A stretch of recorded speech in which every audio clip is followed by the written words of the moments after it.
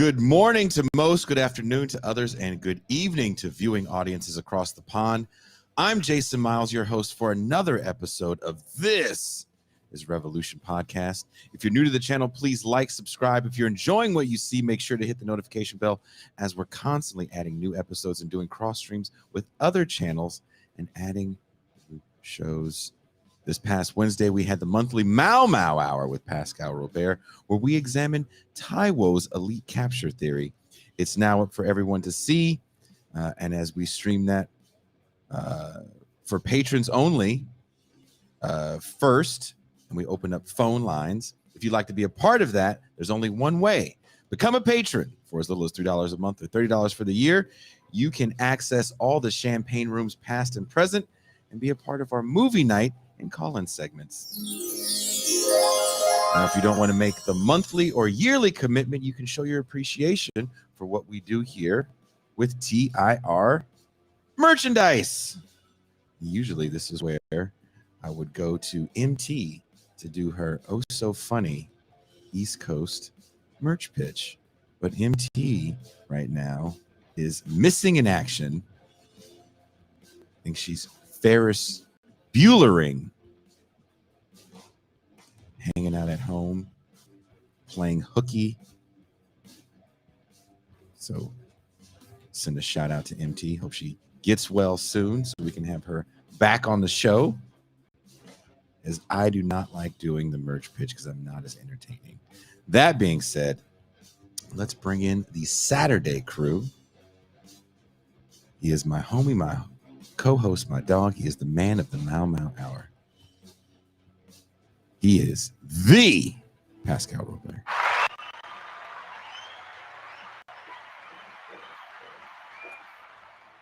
Peace and greetings to the chat. Peace and greetings to the audience. Peace and greetings, Jason Miles. What's up, man? How are you?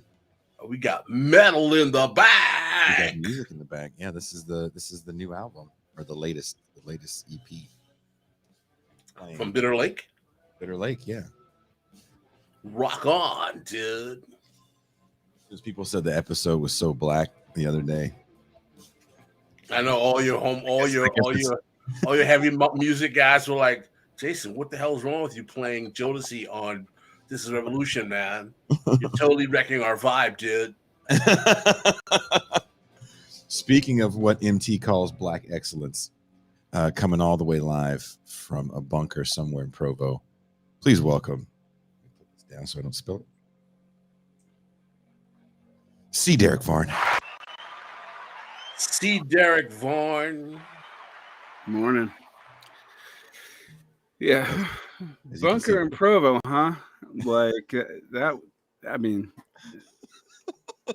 get off my land.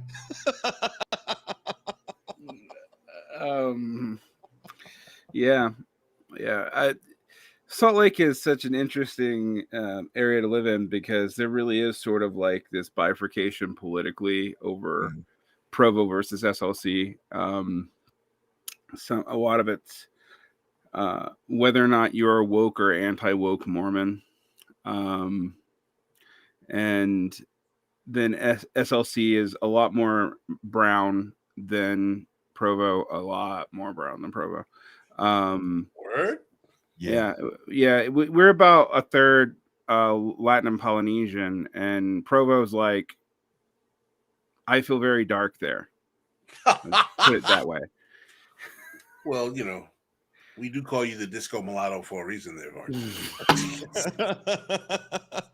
Words I can't use. All right.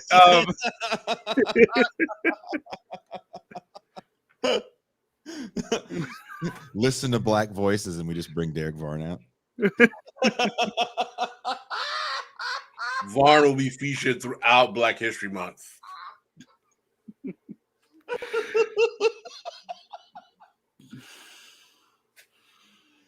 Oh, that's another thing that would probably give me a lot of trouble if I had a picture of Varn and it just said Black History Month, like the McDonald's ads. It was just Varn.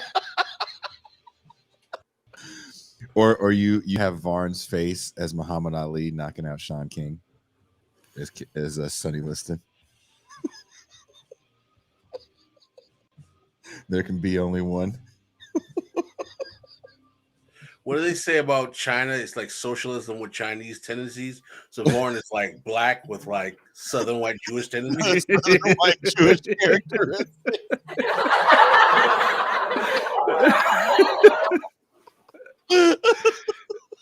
Yeah, that's.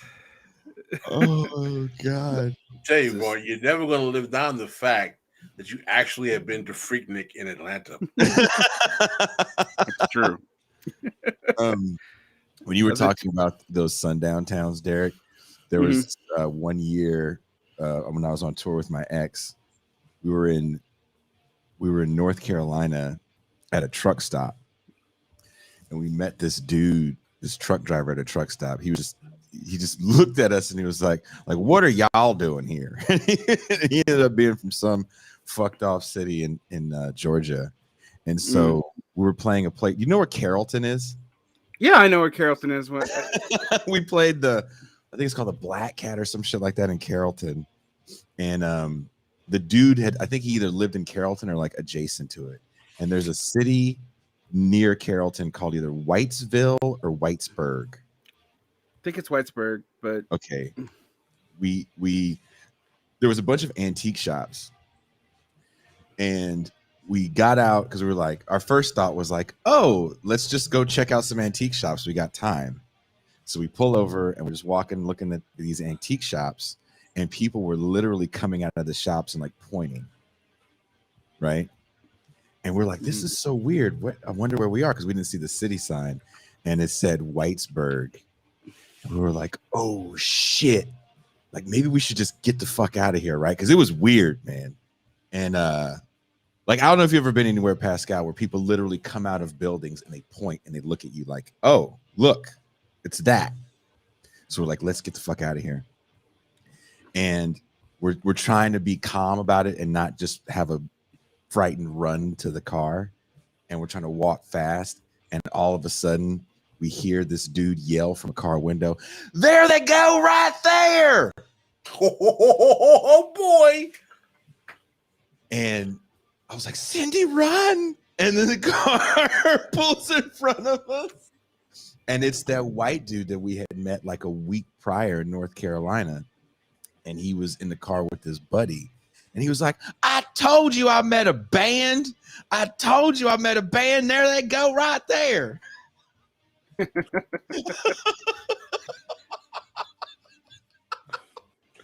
True stories.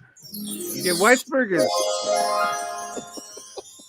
is pretty rural. So, but yeah, you places you're actually in a lot more dangers around Cummings, Georgia, which is up in the rich part, beyond the mountains. Well, right below the mountains actually. But and while Cummings now does have a black mayor, like as I was telling Pascal, there's a certain class of people that they will let live in there now. It's and they're always fighting, including some of a lot of the people of color there, running viable transit down to South Atlanta, because that's where all the black poor and Latin poor are. And so, and what's interesting about that is Cummings is one of those areas now that's like Biden voters. They supported war, they're part of the Warnock thing, I believe, if I'm thinking about how the senatorial lines are drawn. No, they are for sure, because it's not drawn by geography. But they tend to support Democrats nationally, but they support Republicans locally, and it's all about money. But it is interesting because it did start as white flight, and Cummings used to be like, you did not go there if you were black, like into my lifetime, like into the mid 80s. So yeah, the South is fun. It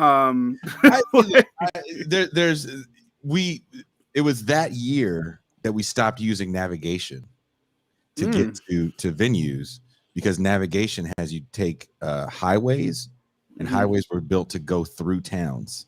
Right. The interstate is constructed to go over towns, around towns. You're never going to go through a town. So we bought a map. I'll never forget that. After that, we were like, never again. because we would always end up at 2:00 in the morning needing to get gas in some extremely frightening place where the record stops when you walk in, and there's all these pictures of Obama with bullets in his head and shit. And you walk in and they're like, not even can I help you, just like, Hey, what are boy. you doing? Yeah, what are you doing here? You know where you at over here? I'm like, Wyoming. They're like, so yeah, we started using maps and just taking in, even if it took you a little longer, taking interstate, it's way safer. You're gonna find an actual truck stop. But yeah, that was one of the scarier times I've ever had, because I've never had people come out of buildings and point like that's them right there. Not to get our culture as class on people, because I don't believe in that, but I do sometimes judge people by whether or not they have a favorite truck stop. Because if they don't have a favorite truck stop, they travel by plane. Yeah. Favorite truck spot is in Davenport, Iowa, the biggest truck stop in America. That really? Yeah, it's like halfway through the state on the 80. Oh, that thing's like a mall. It's like it's hella big.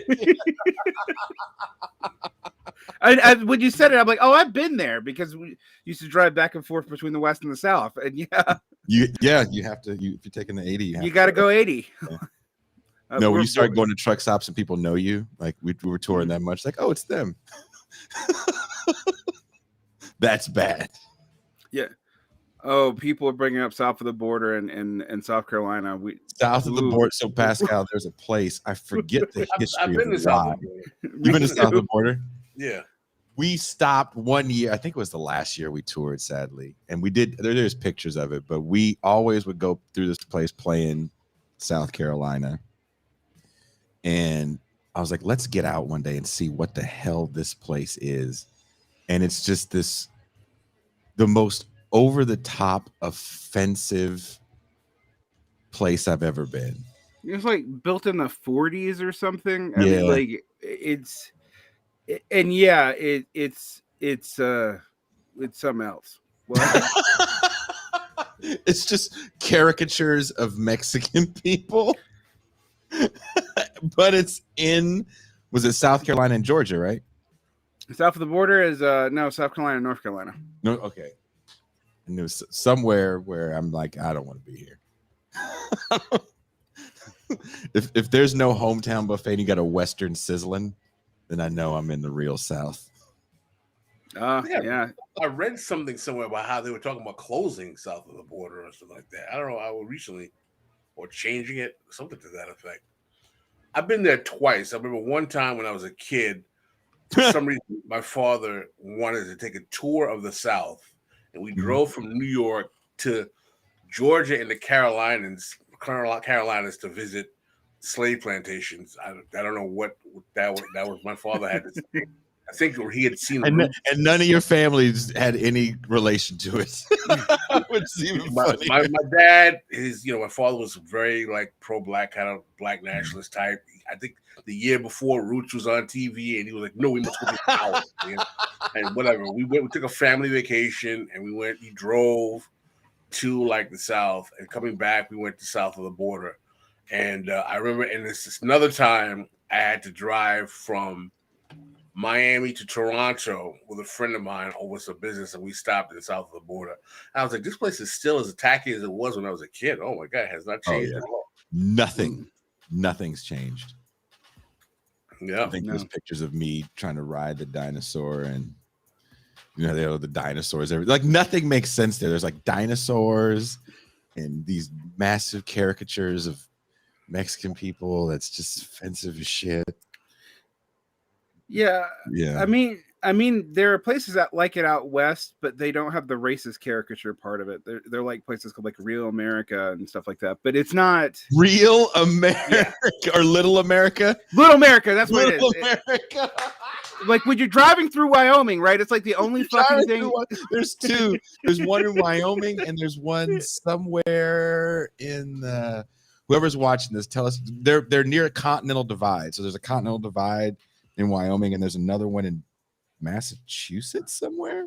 Mm. But yeah, Little America is like the funniest. It's another truck stop that, it's like a mall. It's Yeah. a truck stop mall. I mean, it's a truck stop tourist destination, and it's very similar to south of the border, except it doesn't have any of the obvious racial shit.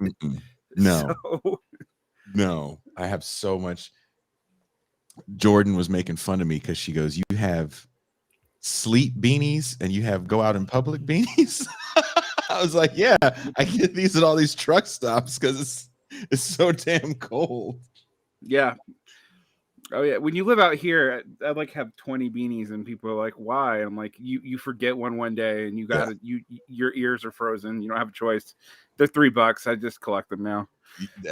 Yes, I have way too many. And there's another truck stop secret. Is it? There's one truck stop that has like an iron skillet, I think is the restaurant in it. And that restaurant has a rule, and I don't know if you know this, Pascal, is everything on the menu is all you can eat. So if you eat in your entree, you can get another entree. I like it. Which you think you like it until you're like, wait a minute, you just gave me a massive plate of like chicken fried steak and all kinds of gravies and starches, and I can eat it again. I probably shouldn't. Yeah, that doesn't sound healthy. It's not. It is not healthy, but finding that tip out is extremely important when you're trying to tour on a budget. Yeah. But I can't remember the name of it. It's not a... So there's Loves. What's the other one? There's Loves. There's Loves. There's Maverick. There's Sap Brothers. There's Flying J. Flying J. It's the Flying J's that have those, right? Yeah. I think it's the Flying J's that have those. I have cards somewhere for all those places, discount cards and shit. I sometimes want to, whenever we have European guests on shows, I want to like tell them when they talk about America, and I'm like, have you done the truck stop tours? Because you want to understand our country. That's really what you have to do. Like, but and ask them who's really eating at those truck stop Arby's. That's a good question. However, there's some places in the South where the truck stop Arby's is literally like the only fast food restaurant in the town. Oh, so nightmare. I will not eat at Arby's. Truck stop Arby's, man. Truck stop Taco Bell's, truck stop Burger King's. Yes, I'll fuck with all those. A truck stop McDonald's. When you do these shit for so long, you start telling yourself stuff like, I'm only gonna pull over if I see a Popeyes truck stop.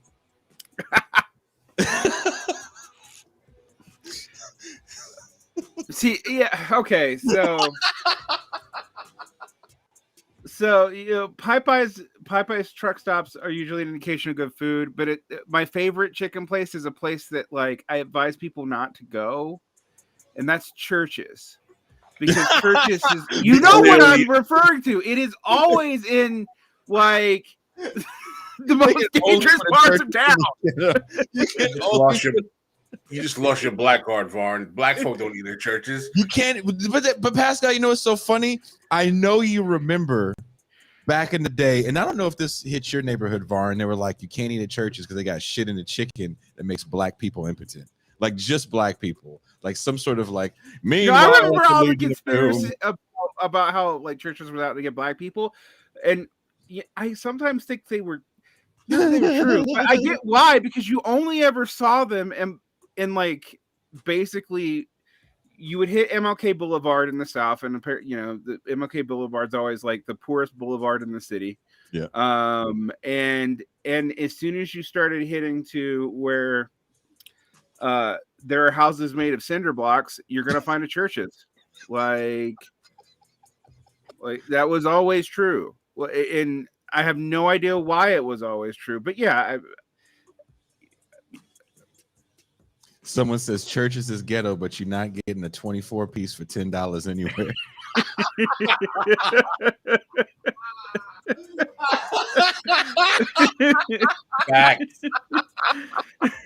Facts. Like you can't even dispute that right there. Like that is. Church's is like, is this really a chicken? Because I don't see no pigeons around here. Because I don't really. Back in the day, I think they still have it though. Back in the day, there was a spot in New York when I was growing up. They still have it though. Bojangles. They still have Bojangles. Bojangles. Oh yeah, there is one in Utah, which is just. I'm like, ooh.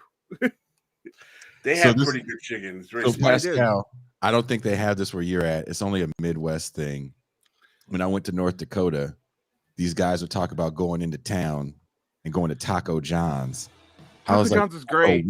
I was like, Taco Juan? They're like, no, Taco John. I'm like, I don't trust a motherfucker named John making tacos. Nah, fuck him. Yankee ass tacos. Yeah, dude. Taco John's. I do not fuck with Taco John's. That's some Yankee bullshit, as the Southerners say. I mean, it's Wyoming bullshit in specific, I believe. Taco John's. Yeah, I think Taco John's came out of Wyoming. I know they have Minnesota and the Dakotas and yeah, any place you're not going to find Juan. Yeah, anywhere where Juan isn't, you will find a Taco John. Yeah, yeah. There's a weird war between what I like to call white tacos and non-white tacos here. So tacos without flavor. Tacos with raisins in it. Yeah, no tacos that are based off of the Taco Bell model versus taco shops that are run by Mexicans and El Salvadorians. And so, like, if you're on the east side of town, you can get like bougie tacos, which is a weird thing to think about, but it definitely does exist. Like this place that does like we do street tacos with duck confit for real. And then there is Taco Bell, Taco Time, Taco John's, and Del Taco. Del Taco being the superior of those four. And then on my side of town, everything is like Alberto's, Beto's, that street truck down the street. Yeah. Make sure you get the tongue on the right day, because on the wrong day, it's not, might be bad for you. And people come over here and they're like, there's no Taco Bell on this side of town. And I'm like, why the fuck would anyone on this side of town eat Taco Bell? Like, there's literally like 50 taco trucks on my street. Just go get some actual tacos. But that's the dividing line. And if you live on the east side on East Bench in Salt Lake, they're often telling me like, there's no good Mexican food here. And I'm like, do you ever go to the west side? Because it's full of Mexicans. But you have to order in Spanish. So, and a lot of people don't like that. And Taco Bell, there's something about it. I remember me and my son's mom, once every other month, she'd look at me and she'd be like, Taco Bell sounds hella good right now. We'd be like, yeah, and it'd be late, and it was when Phoenix was really small, and we'd be like, yeah, that sounds like a great idea. And I don't even smoke pot, like neither did she. And we'd get Taco Bell and just really, feel like this I had a buddy of mine when I was in law school who was from the Bay. I mean, I had Taco Bell, but Taco Bell doesn't have the same resonance on the East Coast that is in California. And this dude was like always fiending Taco Bell. I was like, yo, what is it with these Cali dudes and this Taco Bell shit, man? It's like these cats are forever like craving Taco Bell. I mean, I don't hate Taco Bell, but I was like, yo, this dude was like fiend. He was going after Taco Bell like dudes from Louisiana go after Popeyes. I was like, just capping hard for that shit. Somebody said watery ass meat. You know what stopped me liking all that shit now is living out here. You got to pass so many dope spots to get to any chain, like US chain, that you're kind of an asshole if you pass a million places that are cheaper to go to a US chain. Cheaper and more better food, almost always. Oh yeah. Oh God, yeah. Yeah. I can imagine you guys you have what we consider gourmet Mexican food, like me and Ben went out last night, and we were looking for this one place in particular, and it happened to be closed, and we had so many options we didn't know what to do because it was kind of a slow Friday downtown, which is a beautiful thing. Andy Williams says California cats like racially ambiguous women and Taco Bell.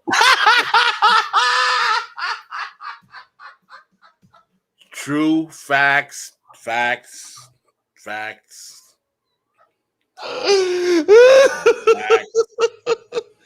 You leave my Lisa Bonet fantasy alone. Facts. You know, I found out that her father lived by me, and I had no idea. Like years later. Yeah. I was so heartbroken. Is she by that. biracial with dad black, mom white, or mom white, dad black? First way. Okay. Yep. I definitely would have camped out in front of that house had I known that. Like a weird 8-year-old stalker. But enough about my sexual perversions.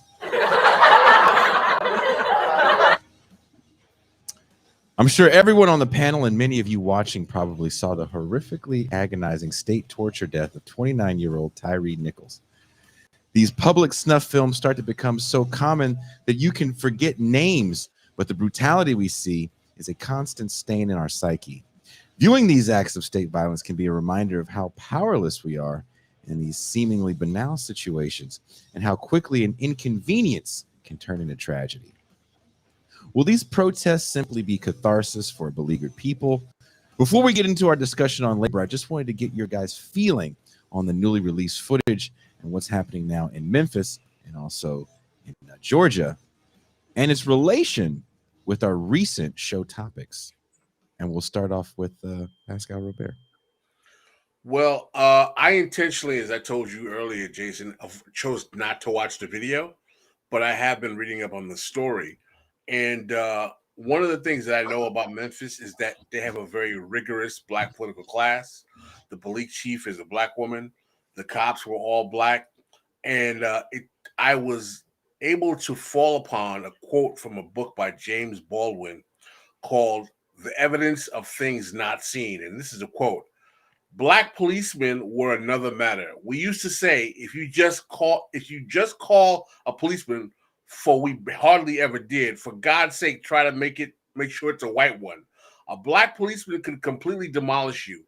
He knew far more about you than a white policeman could, and you were without defenses before this black brother in uniform, whose entire reason for breathing seemed to be his hope to offer proof that though he was black, he was not black like you. And that was written in the 1980s. And I think that what's really fascinating for me about this is that it reminds me of the book by James Foreman Jr. Locking Up Our Own. Locking Up Our Own. Talk about that book all the time. He talks about how the whole criminal justice apparatus in the black political class in D.C. was facilitating some of the worst horrors of mass incarceration in like the 80s and the 90s during the height of the crack era. And what this reminds me of is that how the role of the black political class throughout the country is reduced to being the administrative mechanisms of black misery and black suffering at the behest of capital. And that the illusion that there's any type of racial unified, black unified collective front against this, ontological phenomenon called white supremacy is really kind of ridiculous when you understand that the supermajority of black people who have any kind of functioning in the society, whether they be pedigreed professional managerial class black people or black people who work at, vocations like police or firemen, are doing so to keep this system functioning within the status quo. And what that means is that means that they're going to be people who are going to be poor. They're going to be people who are going to be suffering misery. And as capital contracts itself through its various manifestations of neoliberalism, that means that the precarity or the suffering increases. And there's going to be a lot of black and brown folk at the bottom of that or close to the bottom, Native Americans and poor whites as well.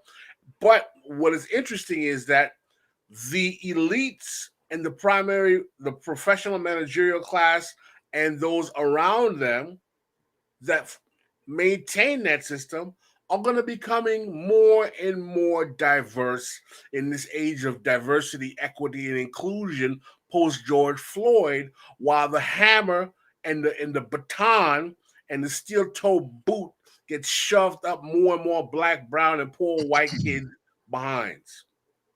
But no one will tell you that, because when you mention that, they will call you a class reductionist, or will say class doesn't matter with black. To make class analysis with black folk makes no sense because black people have no wealth, as if there's such a thing as collective wealth. If there's such a thing as a racial wealth or racial wealth gap or racial collective wealth, when is Oprah sending me my check? You didn't know Derick Varn can just call up Elon Musk and get a loan? You didn't know that's how it works? It just reinforced all of these ridiculous ideas that we have here with this whole race charade industry that many people profit from, trying to use racial grievance and guilt, when actually what we need is policy rooted in social democracy to change the condition of life of poor and working class people in this country, many who disproportionately happen to be black and brown. Instead of acting on these elite whims, whether they be intersectionality, critical race theory, or these other ideas that are financed by the foundation world, like Charity's reparations fantasy, that actually are going to do anything but actually put money in the pockets of black elites, people with degrees who own 10% of black wealth anyway.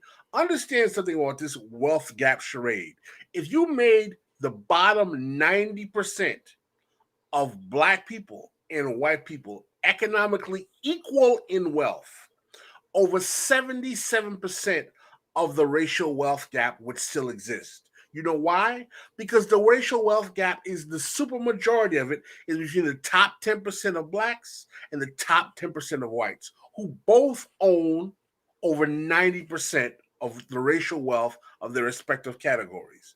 Yet we want to talk about how class doesn't matter. Yet I've been reading a book about black political science and black history that talks about how in the last 50 years, the biggest growth in actual gaps is within the black community. There's been over like 150% increase in economic gap between the black poor and working class and black elites over the last 50 years. But we want to talk about the racial wealth gap between blacks and whites.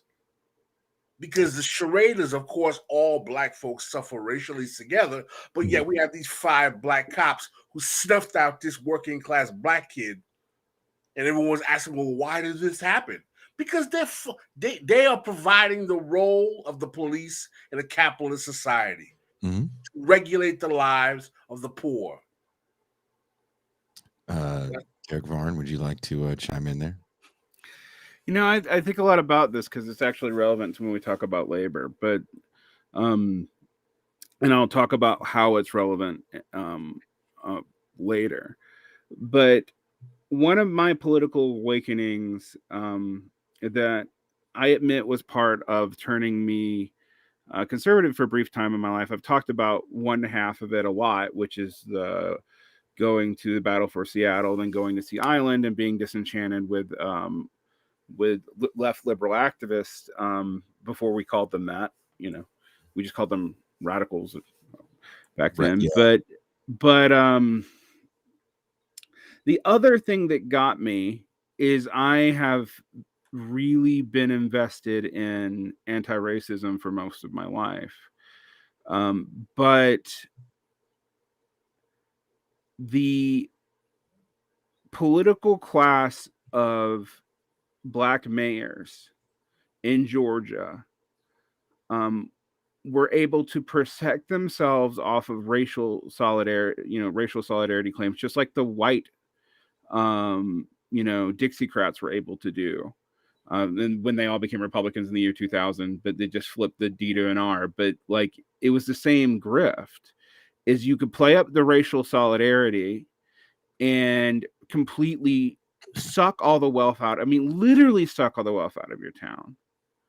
And I thought it was primarily a white phenomenon. And then I saw what happened to places like Macon or Atlanta in the 70s and 80s, where, like, I mean, Pascal was talking about it this morning. Think about all those, you hear about all those black murders of poor black kids in the 70s, and the black mayor did nothing. Like, Well, it's because he's light skinned. It's Maynard Jackson. Yeah. And so that was a political awakening for me. And when I would try to talk to people about it when I was in college, they would just, and a lot of them were Rust Belt Yankee transplants to the South, because at the time, the Rust Belt was, how you meet people from Michigan and Ohio everywhere in the country because their economies basically run on tears. Well, like,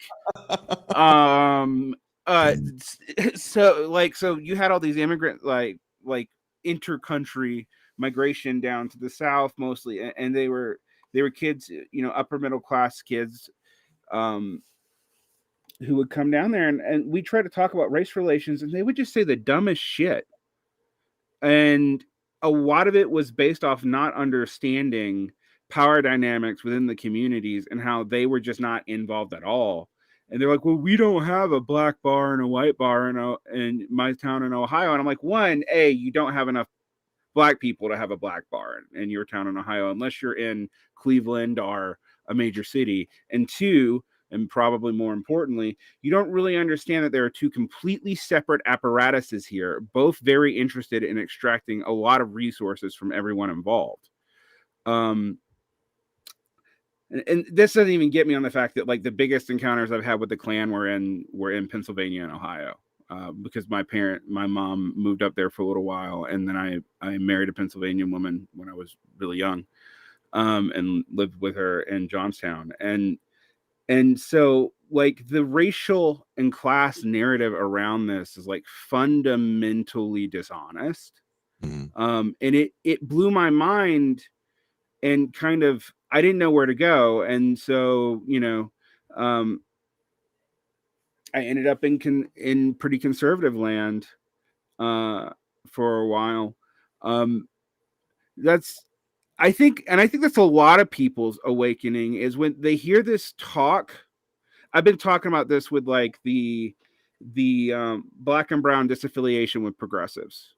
Okay. Like, while there's not been a whole lot of change of racial identification with the Democrats yet, there's been a massive, removal of identification with, progressives and leftists amongst people of color, according to Pew polls. And the economic issues and stuff haven't changed. But I think a whole lot of people now are just seeing how hollow a lot of this rhetoric is, that, like, okay, we have highly, like, I went into a Barnes and Nobles, and I was like, oh, we have all these Nigerian names on the shelf now, and this, that, and the other. And I was like, I think a lot of people have a hard time explaining this when they're constantly told about this massive wealth gap. The wealth gap is real, in the sense that if you calculate what the elites of our country have been, and when I say elites, I mean the most elite of capitalists. We're now talking about a subsection of a subsection. Yeah, the people who started capital here are all from a few families, and they're not just white, they're WASPs. Like, but that's been diversifying. And you go, I used to think, oh, you go into the board of Harvard and you'll see only white faces. And yes, they're pushing all this, anti-racist talking points. But look at how is the class divide between people who go to college gets worse and worse, which it is, by the way. It's gotten more severe than it's ever been since the GI Bill. Jesus. So it means that, like, when you guys say, well, black and brown people are majority poor, and then I point out to you, well, if that's the case, and the class disparity in universities has gotten worse, and 40% of all white applicants at the elite universities are only legacy admission, who are all these people of color going to elite universities? Because it's not trickling down at all, despite what you're told about these policies. Black wealth has not recovered from the 2000s. When I say black wealth, I specifically mean working class black wealth and home ownership, things like that. Yeah, home ownership. That has not changed significantly at all since 2007. And so, and in fact, in some ways, it looks to be getting worse. So that totally comports with what Pascal is saying, that like there is the development of a black, quote, upper middle class, a black bourgeoisie. Mm-hmm. And while I don't normally throw words like comprador around, because I don't know how nationalism is going to work on racial lines in North America, they kind of feel like a comprador class that's been able to get everyone on their side, in a real sense, by also using the fact that they look like people who are really suffering. And that statistically speaking, black people are more likely to be poor, but no one's asking why that isn't changing, despite the fact that our elites definitely look more diverse than they used to. Say it again for the people in the back. Did you want to add something to that, Pascal Robert? No, because what people fail to realize is that in the 50+ year counter revolution that we talk about so much on this show, wages have not only stayed stagnant, they've been on the decline. What that means is that even though you get paid more per hour, like in other words, say like in 1965, minimum wage might have been like $1.25 an hour, right? And now it's like $7.50 or $7.75. With adjusted for inflation, the value of that $7.75 is actually lower than that dollar and change that you were getting in 1965, because the cost of living goes up and actually wages haven't increased. So as a result, people are working just as many hours and harder, but they're getting less money and they're actually becoming poorer. At least the bottom, maybe 65% of society, those at least for sure who are working class. But what is happening, particularly with the expansion of technological jobs, digital jobs as well, is that there's more work where if you are educated with those skills, you can work the less hours and make significant large amounts of money in the tech world, in the industrial world. Elites in the professional managerial class will make much more money because they have IRAs, 401ks, they're stock vested, and so on and so forth. So what happens is that the gap between those who are, say, the top 10% salaried class and the bottom 90% wage earners or workers is huge, because the only place where there's been any actual increase in the value of labor is at the absolute top, or at least the income, while the majority at the middle and the bottom is just going down and getting lower and lower and lower. And what has happened with the post-civil rights move to diversity, equity, and inclusion with things like minority set-aside, affirmative action, and so on and so forth, which I'm not saying I'm opposed to, because we don't want to have an all-white male, professional managerial class. But the problem with that is that if the only thing you get out of that is that everyone who works at the board of Coca-Cola is racially proportioned, so 14% of Coca-Cola's board is black, 60% is white, and 12% is, or 17% is Latino or whatever, what that means is that everyone else who's not working at the board of Coca-Cola is working for like scrap level wages. Because Coca-Cola is diverse and all those places are diverse, but everyone else, even if you proportionally represent them, are fighting for smaller and smaller scraps at the bottom. As the professional managerial elite becomes more and more diverse, the wages at the bottom are getting less and less and less, and there are more people down there. And there are people who are advocates of diversity, equity, and inclusion who believe, well, the reason I don't have a problem with capitalism is that I just have a problem with the racial aspect. So if we actually had a society where 14% of the top was black and 14% of the bottom was white and was black, everything will be fine. What that literally means is that you can have a society where all of the slave owners were proportionally represented, but 14% were black, 16% were white, and say 20% were Latino, and everyone else will be a slave. I mean, in proportion. It feels like DEI is very much a class project, because when you hear people talk about it, they only speak about it from the boardrooms, and it definitely feels like, well, if we have more women, of course, more women of color, we can only listen to their voices. We have to sit back and listen to what they say. We don't care.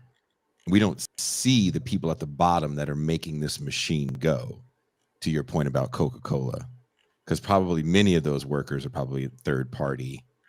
You know what I mean?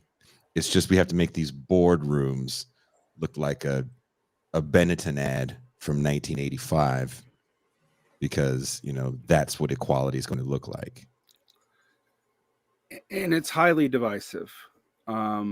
So one of the things that the DEI has been used to do here is because of one of the points of Abraham X. Kendi, that we should remove anti-discrimination clauses so we can discriminate for race, particularly to promote certain races over others, and lay off people based on racial qualifications and overrepresentation in the market. This gets brought in to my union all the time. It comes down from the national leadership a lot. And on one hand, I actually do think like not having enough Black teachers and Latin teachers is a problem.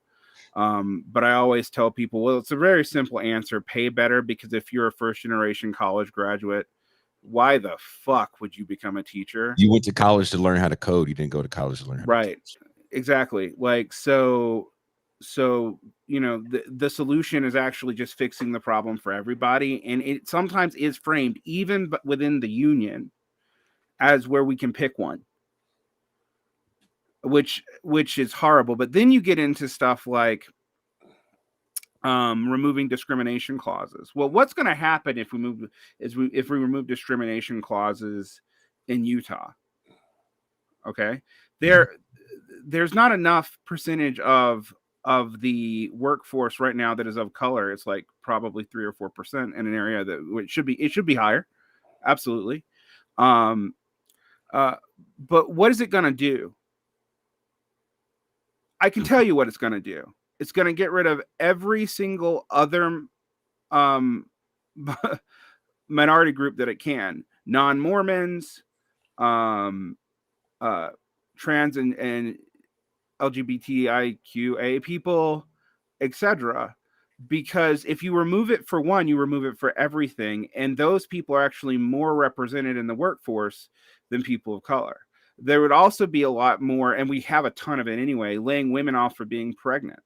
Mm-hmm. That's super common in my field. If you are a female and you because the way the contract works in Utah, you're vulnerable for the first 3 years of your employment, which, by the way, is the longest most new teachers. 55% of new teachers don't last past the first 3 years anyway. So even though you have a contract and a union, you're effectively an at-will employee for the first. Actually, it's worse because you can be fired for any reason with very little notice, and not rehired for any reason for very little notice. But you, unlike at most at-will work, can't quit without $1,000 penalty. Oof. So because you are under contract. Now, I think this is really pernicious, and what worries me about it, and to maybe get some of our more liberal friends to think about it, if they need to think about anti-racism for this, this is a way in which you can look like you're helping Black people and do nothing for the majority of Black people. Because let's also be honest here, we're dealing with teachers who are not in the elites, but they are in, if you compare them to other workers, all right? And we do this thing in American with stats where we mention jobs that require degrees, but don't mention that most people who have degrees don't actually get jobs that formally or legally require them for cartelized reasons. So you compare jobs to job, jobs to job, people with degrees, nurses and teachers are getting shit on. But we're still in the upper 50% of the income bracket, on the very bottom of that upper 50%. So, and remember, most of the wealth is in that. It's not even in the 1%. It's in the 1.1%. And then after that, it's in like the top 20. But we would still be elites income wise amongst workers. That's true. Like if you're comparing us to other workers, we're not hourly. We have other perks. So that's an interesting problem, right? So immediately, ironically, and when we dealt with this there was a diversity, equity, and inclusion division within both the union and HR, and the union DII people were really kept away from actually almost all the other teacher working groups. All right, which is interesting. And there's suggestions that we do stuff like pull anti-discrimination clauses from our contracts was immediately divisive. It didn't work. It's only been tried in one city, in one place in the United States, and that's been all over the conservative news. The left-wing and liberal news, despite the fact that they, supposedly sign on to this critical race theory interpretation, have not talked about it at all, because also at public institutions, this is blatantly illegal. Like you can't actually take out an anti-discrimination clause from the and put a priority hiring firing clause in without breaking prior interpretations of court statute at the civil court, at the Supreme Court level. And with this Supreme Court, that's an idiotic move. Like, so even from the standpoint, if you believed in this, that's stupid. So, but that's just teachers unions, and teachers unions have a lot of weird dynamics. One of the other things that I've been trying to get people to square, what's the race that is most unionized, has the most union density within it? Does anyone know? It's Black people. Black people. And do you know why? They're disproportionately municipal workers and police officers. Right? The highest section of unionization. And this is a code of art. You go look at the BLM's, BLS statistics, Bureau of Labor statistics, and look at the sector that is the most unionized. It's protective services. Mm-hmm. That's cops. Mm-hmm. All right. By the way, which when the DSA and activists were like, we have to keep the cops out of the unions, why don't the AFL listen to us? Now this has been dropped, but this was a big thing in the aught teens. And I was like, because it's the largest sector in the AFL-CIO. Like it is literally the most unionized profession. And then municipal workers, and then teachers, and then nurses. All right. Now, what you see there is, I don't know how people define PMC. I tend to bristle at the term sometimes, but if you use Adolph Reed's definition of PMC, which I do think is more coherent than many of the other ones we get, you will see that teachers, police officers, nurses, and whatever don't really count. We don't have fiduciary responsibilities. We're not in the top 20% of income earners, but we also are protected in ways most workers aren't. And that's not just if you have a degree, by the way. A lot of people think this is all about having college degrees. It's not. If you're a municipal worker, you're cartelized by being by working for a city and having a very kind of closed market for that. Now, real quick, can you define cartelized? So cartelized means that there are other things that you need to do to be part of the employment. There's either legal restrictions such as licensure, or there are guilds you have to join, aka trade unions, but they're really guilds that also maintain that licensure and maintain their own apprenticeship programs. Or there are like municipal workers where you pretty much have to join the union. Now, and that's part of your employment. So if you refuse to do it, you cannot be employed. Now, I'm not super sympathetic to people who refuse to join a union. I'm in a union. I'm actually even a union rep, which is going to surprise people about a lot of stuff I'm going to say later on today. But like, ask yourself, well, how is it that the highest union density is in African Americans, according to the Bureau of Labor Statistics? Now, that's still a small proportion of the population, because Black people are 14 to 15% of the population, depending on which stat you look at. So 30-40% union density in that field, still going to be like maybe 3 or 4% of the population. But there's a real sense that we say that union people, unionized fields get better pay, better benefits, better jobs, and they do. Okay, but how does that square with the other stats we know about wealth? Well, it's because these, even in areas where there are high union density, like municipal workers, the unions aren't growing in fields where they already exist. And so even though, for example, we talk about like the Black working class, a lot of it is actually in unions. A lot of it still being a significant minority, but that's not here nor there. And why they're in unions is actually, for people who think that we don't think racism is real, is racism, because the anti-discrimination laws in the 60s and 70s were actually respected pretty much by the federal government, but at will to work states or at right to work states, and those are not the same thing.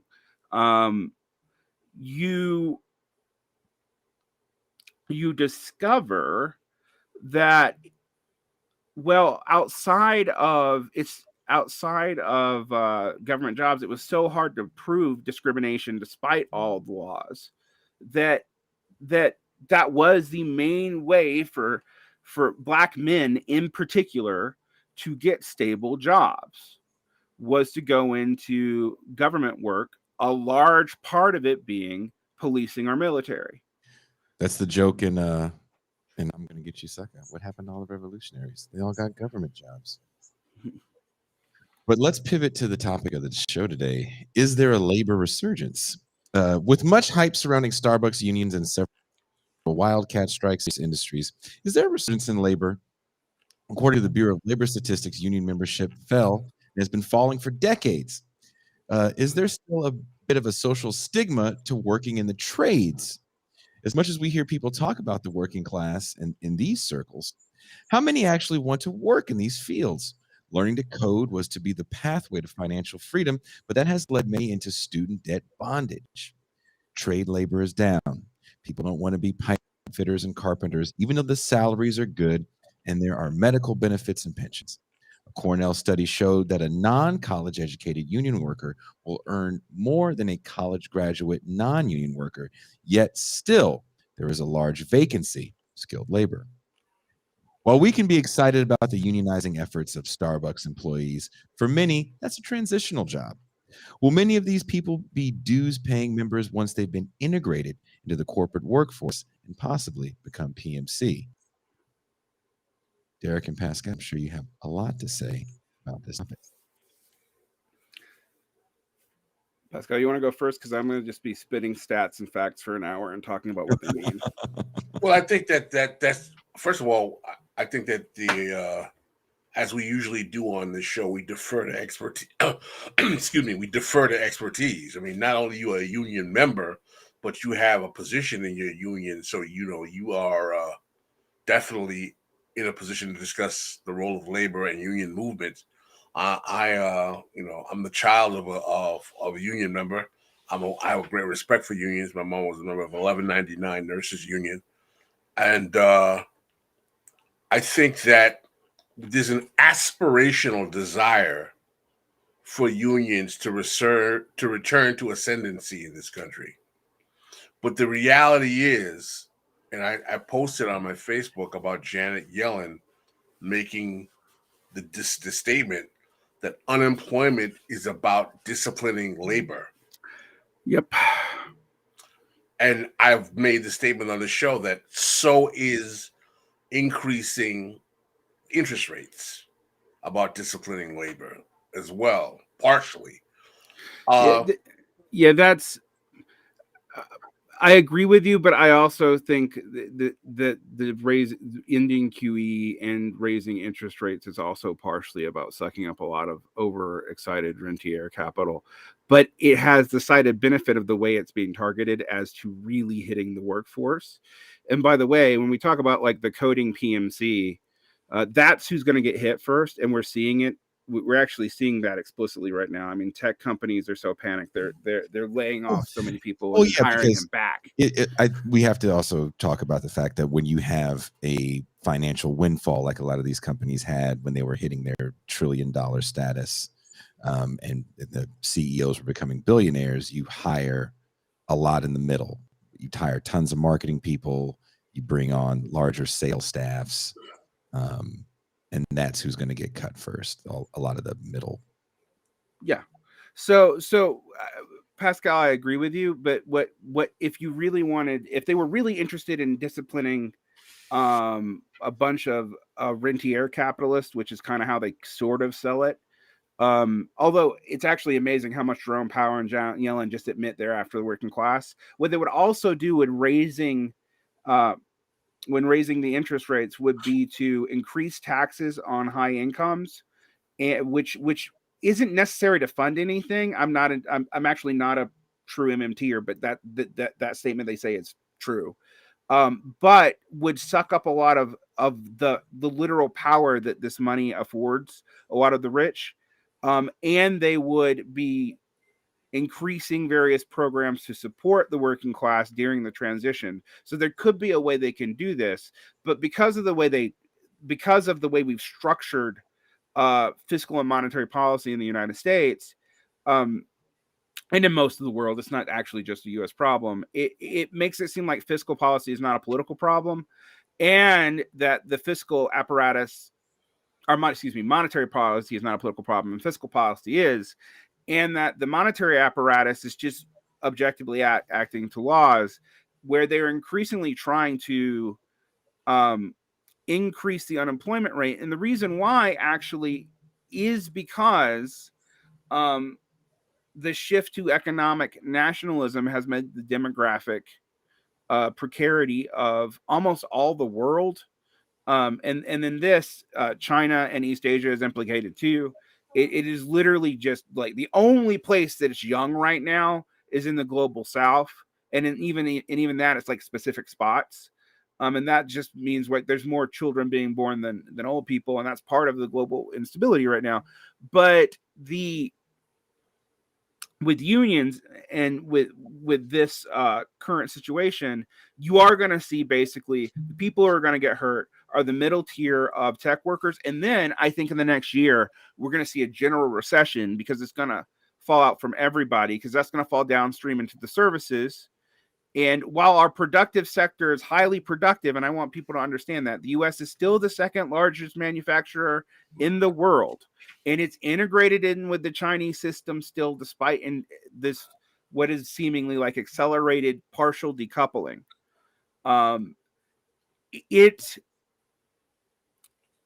We are seeing that we're going to feel like, oh, the PMC got first, because we have a very unclear notion about who the PMC is.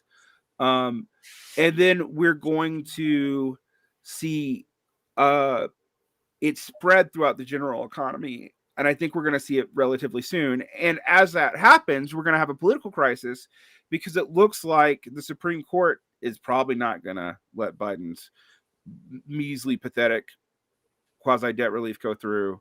And so you're going to have a bigger squeeze on the middle as well. So the upper end of workers is also going to squeeze again. Most of these things have been based off bubbles. People kind of understand that. But let's talk about the unionization rate, because we keep on hearing about, I've been told for 2 years now that we're in a union renaissance. And I've been telling everyone I know, I think this is a con. All right. But I'm going to give you the exact numbers, and I'm going to tell you even what the AFL-CIO said. Since 1984, the Bureau of Labor Statistics has been taking the statistics on worker density. There are other ways to find out the stuff before the 80s, but that's when it started getting measured. Now, I know that you know, and I know that 1984 was not a high point of union activity in America. The high point of union activity is in 1957. But we don't have government stats for that. There are ways to get those stats, and I'll get to that later. Union membership right now is down from its historical low in 2001. So, and strike activity is actually just returned to pre-2019 levels, which is still historically very low. Okay? So you're hearing about this uptick in strikes, and in some ways it's real if you're only thinking about the world before COVID. I mean, right after COVID, excuse me. We actually saw a real uptick in labor militancy and strikes in 2018, 2019. But since then, we're just returning back to levels that are like 2015, 16 levels. Union membership was 10.3% in 2021. It's now 10.1%. We lost 0.2%. Now, the AFL-CIO and many people who want to tell me that I'm being too pessimistic, most of whom I will add are not in unions, are citing a number of an increase of 273,000 members, which is true. We did have a raw number increase, but the increase of people in the job force went up by 5.3 million in 2022. All right. Okay. Now, let's look at where this growth is at, though, because we hear about the Starbucks unions. There was 643 union authorization votes last year. Over half of them went through. That's actually unheard of historically. But then why are we still down? Well, a third of those union authorization votes are literally Starbucks. Literally Starbucks. All right. And the average Starbucks team is 20 to 40 people. So each of these union authorization votes is for a smaller amount of people than historically they have been. Now, this is not good or bad. I just want you to understand that. Furthermore, restaurants are the least unionized part of the workforce. They're about 2%. Now, I want you to think about why that's the case, okay? Because it's obvious when you think about the structure of those workforces. Most restaurant work is dependent on its labor being transitory, except for management. All right? Very few people work at the same service industry job for more than 2 or 3 years. Those jobs are actually very low profit rate jobs, and I can get into why that is too, but that's not here nor there. And so one of the problems that you have when you unionize that sector is you're dealing with very small clusters of individuals per contract, sometimes as low as 10, and usually no more than 50. And you're dealing with low profit margin businesses, many of whom are franchises. And so you have to negotiate each contract at each site. Now, that's not true with Starbucks, but Starbucks's contracts are still going to be done site by site. So even if you have, say, a regional contract for everyone in a metropolitan area, you're still going to be dealing with small groups of people. So you're still going to be dealing with 300 or 400 people who probably won't stay in that field. In an area where a lot of the workforce is going to be scab labor because it's ununionized and people can come in. And so there is a way to undercut these people. It's still scaring parts of capital, though, and which tells you that it is important. We shouldn't pretend that it's not. But it doesn't work the same way and doesn't indicate any massive movement in the overall workforce. That's just a statistical fact. that you have not been hearing. I went through on my own channel and went through the various liberal oriented. I went through Vox. I went through MSNBC, MCBC, all those kind of Democratic Party adjacent things, and you see them talking about Striketober and whatnot. And actually, it's socialist sources like Doug Henwood, who I don't always actually have a lot of political problems with. That's not first here. He's good on these stats, pointing out that no, that stuff is not really what it looks like it is, the way it's being reported. And I went through and I've broken down these stats. Like Fox talked about the 260 attempts for union organization, and made it sound like there was massive amounts of new workers coming in with that. There's not. Here's the even bigger and scarier trend. Let's talk about this. Now, I mentioned that you could make the argument, and the AFL-CIO's leadership did, that, okay, well, we lost density, but we gained in real numbers. So it's still probably good. And those numbers are in, quote, blue collar work, like the service sector, which it's not traditionally seen as blue collar, but neither here nor there. I guess that word just means not college educated now. But the reality of the situation is that most of the unionization is in the trades and in the industrial sector. And the industrial sector has dropped down to about 9% union density. And it's also mostly robots. So like, it's like when everyone talks about, these great, when you get the image of the worker and they're trying to tell you it's going to be like the factory worker and the logistics worker, and you got the hard hat guy on your head, that is 17% of the economy in the developed world. It's less than 50% everywhere in the world. And it is incredibly weakened in its labor representation.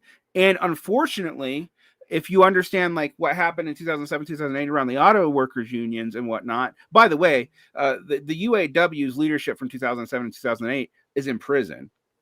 The way that this is kind of played out is that for a while, the few factory jobs that did exist in the South were actually out-competing union jobs in the industry when you adjusted for PPP. So PPP is purchasing power. So when we talk about money, we forget in the United States, although we all know it, like when we think about it, that like, okay, if you had a $15 an hour minimum wage, that's worth a lot less in California than it is in like Macon, Georgia, right? We all know that. And it's gonna get more shocking, my friend. So in these sectors that the unions are established, they're shrinking as a proportion of the economy, and they're shrinking in union density. And despite the fact that union popularity has gone up, it's now over 50% for the first time since the 70s in union approval. But despite that, most of the unions that are professionals unions are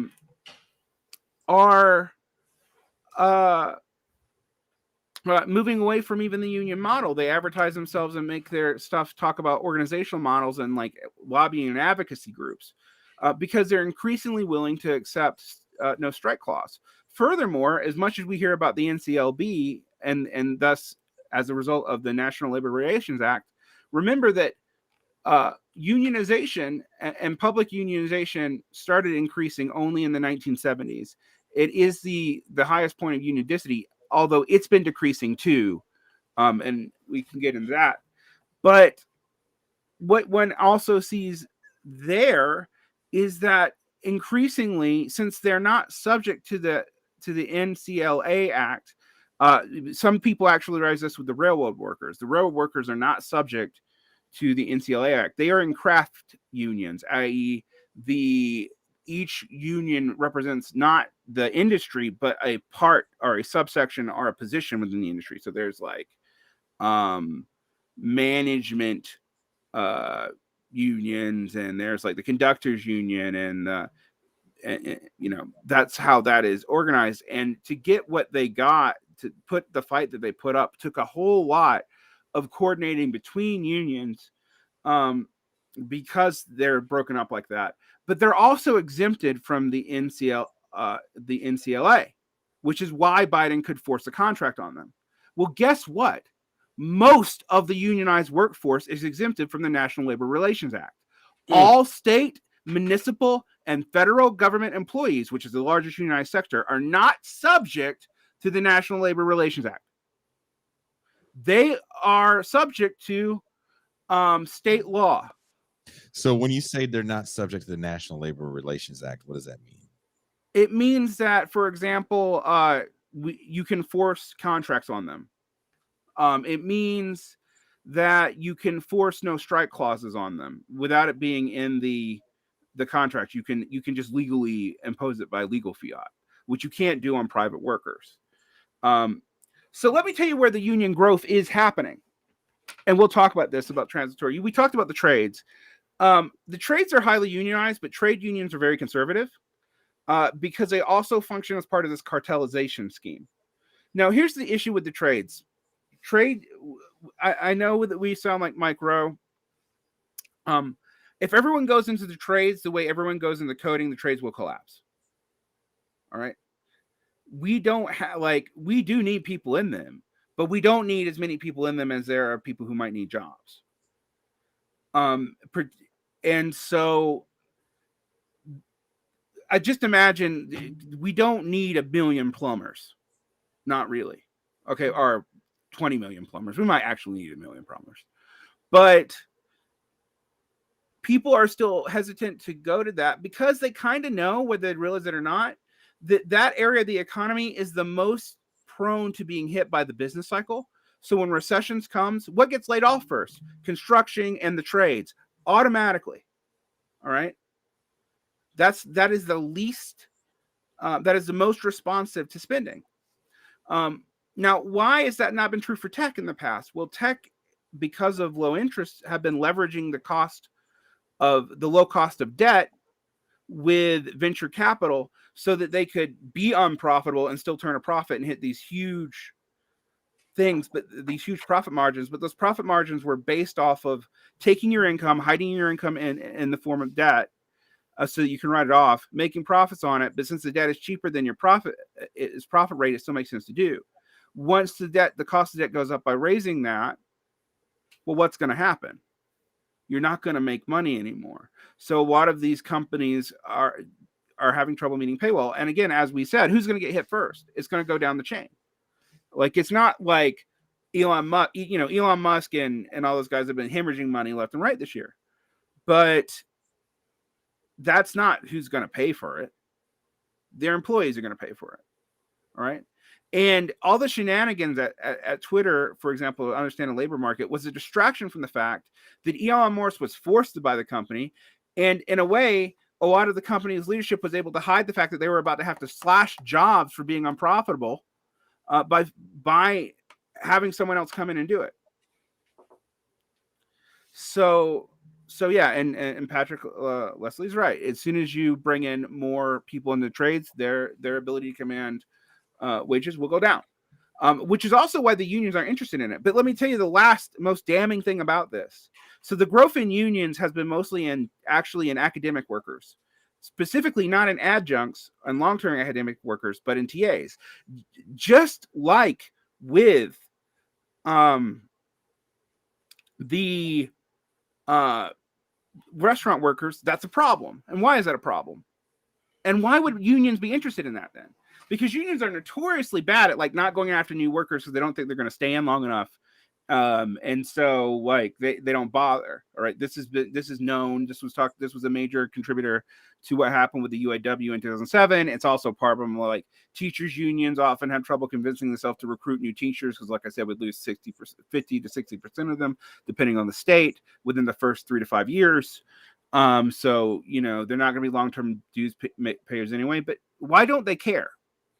All right. Why does not the union leadership care? And why are they focusing on these transitory unions? Well, from the standpoint of professional leadership, if you got someone who's going to be in your union for only 6 years, they're not going to develop organization skills. They're not going to be able to stay up in the union, but they will pay dues, and you will be able to negotiate with them.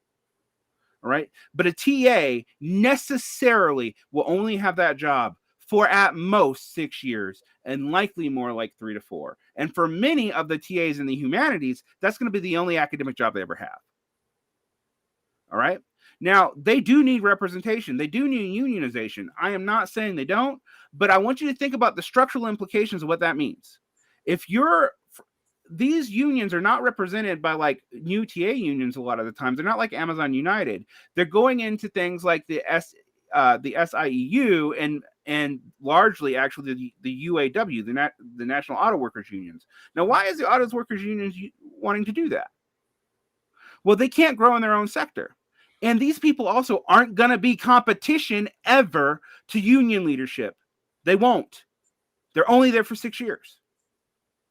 So the union leadership can take these people in, advocate for them. And in the case of the most recent strike, a strike that I didn't even hear the left talk about that much, it was the largest strike in the country, was the UAW UC strike. Well, the UAW claimed victory very quickly, but they didn't get any of the ask of the workers, of the TAs. They didn't even get a cost of living adjustment. All right. Now, why doesn't the union leadership care? Because the unions themselves are invested. Their net worth has doubled since 2010, despite the fact that they don't have members. They no longer care if they need members. All right. And if you can get members from short-term areas and transitory workers, that's even better because they're not going to be a threat to you. Now, I know it's not fun to think about union leadership as a threat to people in unions, but there is a tendency towards bureaucratic drift and oligarchy in unions. We all know it. It's part of why unions became super unpopular in the 70s and 80s. And that's when we started seeing the union organizations building up their backbench from things like investments and now in land holdings. Now, that's not particularly liquid, but it means they're not using their money and have no incentive to use their money to get new people in the fields that are fair, that they already exist in, and they're growing in fields that are going to be temporary. But that doesn't change. That makes it where you have a constant churn of membership, but they're not going to stand to build up new skills and really become other union organizers. That is why the Amazon United thing is different. Lastly, when I tell you the amount of money that is involved in this, and there is a study called Labor's Fortress Finance. There's another article in These Times that goes into this in a simpler way, but if you want to actually find the raw numbers, you can find it.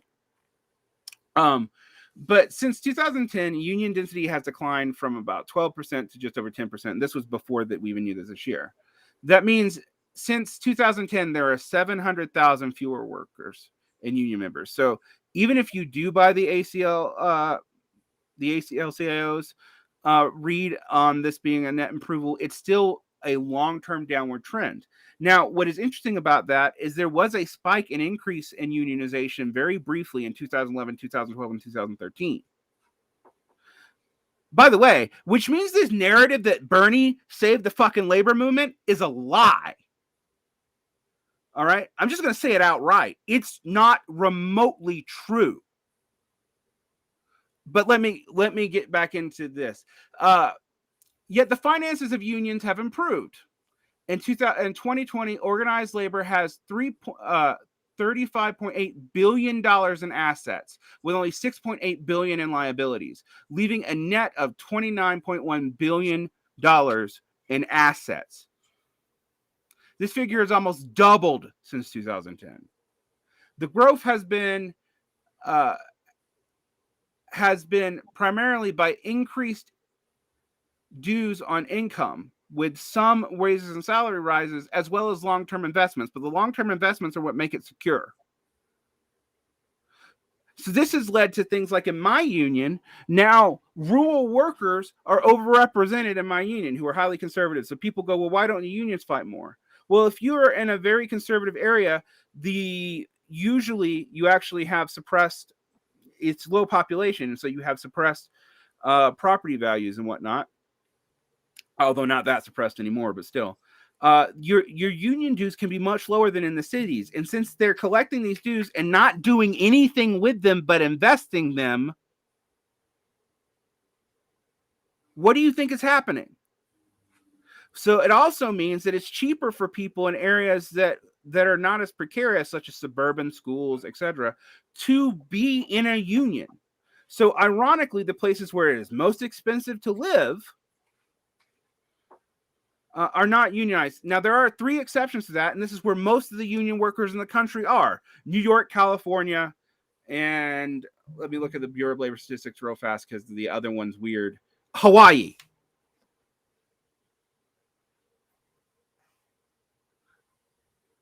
I'm coming here to tell you that I feel like I've been gaslit by the left, telling me stuff that I am in a union and an active union activist, and also have connections and like people who work on the back end of the Teamsters, and hearing all this stuff about the rebirth of unionism from people in the DSA and going, there is no evidence for this. This is in specific fields that are transitory. They are highly underutilized and have low union density. So they seem like big victories, and they are. But the overall trend is in the other direction. And it took the fucking railroad strike for people to start to see it. But even then, people haven't really been looking. We've gotten reports both years that I've heard about this rebirth of labor. And both years, union membership has been declining in density. And where it's growing are areas that aren't great. We talk about the trades, all right? But, we aren't seeing large-scale unions. And I'm not going to throw the last bomb, and I'm going to turn it over because this is important. Almost none of the new unions had negotiated contracts yet. So we don't know if all these new Starbucks unions and whatnot are going to take no strike clauses. Well, let's Pascal, you want to add something in here? And I know people have been kind of firing up the chat with disagreements. They're all wrong. Well, Varn, this is inside thought, Varn. We're supposed to keep that quiet. This is really sobering. I want to say this first and foremost. If someone has a problem with somebody, if you can't explain it and you just tell people they're wrong, that's just angry typing. So I actually know the person who's saying it. They're a union activist in the teachers' unions, and they've been trying to gaslight me for several years about these facts. Well, they can fuck themselves. Hey, but no one's gonna fuck anybody yet. There's no fucking. But I want to open up the phone lines. Fuck free phone lines, by the way. Oh wait, we're doing phone lines today? I'm down to open up the phone lines. We can have a fun discussion. We are an hour and a half into the show. Phone lines open with Varn. Get your guns out. And this is what we call the Saturday free show, because we don't go behind a paywall and open up the phone lines, just to give you guys a taste of what we do here on TIR on our Tuesday and Thursday shows when we open up the phone lines, and also the Mau Mau Hour with Pascal Robert. I am going to open up the phone lines. So Pascal, while I go do that, you and Varn be entertaining without any fucking. That wouldn't happen. No one's going to fuck anyone. No one's going to tell anyone to fuck themselves. My mom says we need to stop cursing on the show. No one's going to tell anyone to intercourse themselves. Don't intercourse yourself. Well, I open up the phone lines. Your mom is correct, and I need to stop saying that and the N-word. We gotta see. Stop myself. Varn, I have to tell you, I'll be very, very frank. This is an extremely controversial position, because so much of the posturing on the contemporary non-existent left is based on the illusion that we're having this resurgence of labor activity in the face of the fact that the whole progressive Sanders phenomenon has collapsed on itself. So the only way that these people have been giving themselves the justification for their various activity, whether it's podcasting, tweeting or writing articles in online publications that nobody but their friends read is by saying that, like, oh, there's a resurgence in labor and blah blah blah. And one of the first places that I actually saw that the this narrative was rather false was actually through comments that Doug Henwood made on his Facebook page that the numbers aren't showing this is correct. Two questions. Number one, what does this say about people praising Biden's NLRB, National Labor Relations Board, as some kind of return to the glory days of FDR? You remember the days when what's my man's name? Who's the big FDR praising guy who was on the show? Harvey K. Harvey K. Remember all that discourse about, oh, Biden's the new FDR, blah blah blah, all that nonsense. And I remember specifically when I was on Crystal Ball's show with Kyle Kalinske, she said the only reason she voted for Biden was because she was worried about the National Labor Relations Board, the NLRB.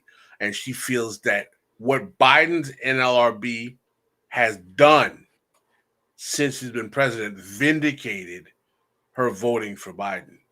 And she used the evidence of Amazon and all of this other union activity. What is the response you have for that particular position?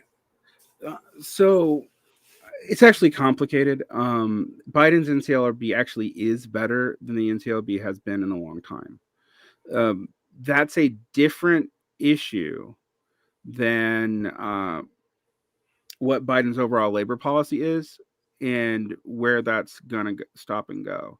So when we talk about like the NCLRB, the NCLRB has been backing up these unionization movements and TAs and Amazon workers and stuff like that, and they have, and they've been good on that. But like I said, there's a huge portion of the unionized workforce that is not subject to the National Labor Relations Act, and thus isn't subject to the NCLRB.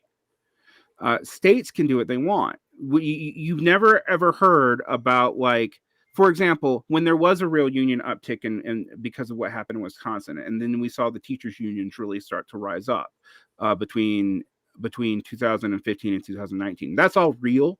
There's nothing fake about that. It was just kind of sectional.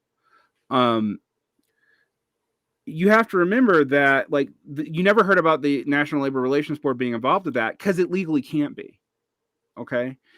Areas of crucial interest, areas of municipal and state workers, etc., are exempt from that. That's also why public sector unionism didn't really exist in any real like level outside of like New York until the 1960s and 70s.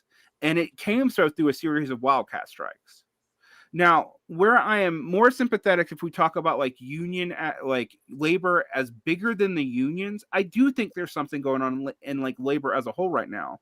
The problem is there does not seem to be any organizations really able or are even willing to really take advantage of that. And to use it in a way, and that's not even getting to the fact that, like, like, why the fuck does the AFT have Randy Weingarten going to Ukraine? Like, that has nothing to do with our jobs. It really doesn't make it look like these unions are adjuncts of one party, and that's it. Now, I can't speak to national unions, and I know that what I'm going to get pushback on.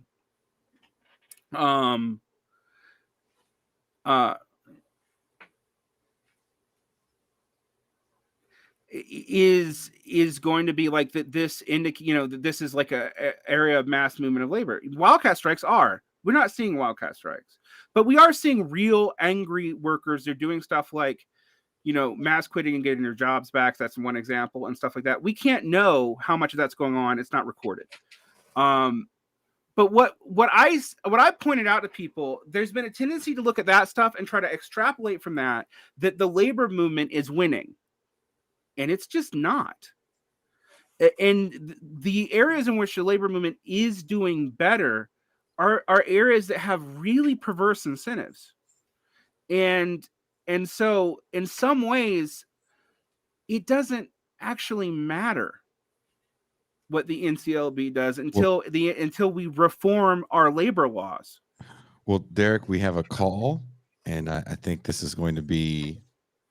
I know who it is. Okay, but we're not fucking anybody, right? No. We're all friendly. Sure. Okay. I actually like this person, but we've been disagreeing on this for years. Okay. Well, let's push it through. Caller, what is your name and where you calling from? Hey, David Effish. What's up, Jason? Hey, what's going on? And I'm in Milwaukee, Wisconsin. The land of my friend what's Conan. up, Pascal? Too? Hey, what's going on, David? Yeah, How are you? Yeah, Conan Neutron. Yeah, indeed. He actually was over at our union members canvassing event. Met him for the first time back in, I guess it would have been 2020, right before the pandemic. Yeah, it's about but yeah. Speaking of which, so basically, I guess the thing is that when we're talking about like, worker self-organization, like worker activity, a lot of that stuff is not going to be pushed forward by like union density, right? A lot of that stuff is happening because of like the age of the population, right? And the, if you're looking at, stuff like in areas where you're getting a lot of development, right? And right now, we just happen to be in an era when we have extremely low unemployment, right? Some of that, honestly, what had to do with Trump's economic policy, right? So for about 3 years, he pushed very, very hard, and that was actually one of his, I guess, achievements until he, drove the country into the ground. That he kept that unemployment rate extremely low, especially for Black Americans in places like Milwaukee and Gary, Indiana, and Chicago, where you do still have a lot of labor activity, at least in Milwaukee and Chicago, and I guess in Philadelphia as well, areas like that. But like the thing is too, is like I can be like accused of gaslighting people, but I'm just telling you what I see with my 2 eyes. And, to be honest, I think everybody else is seeing it too, right?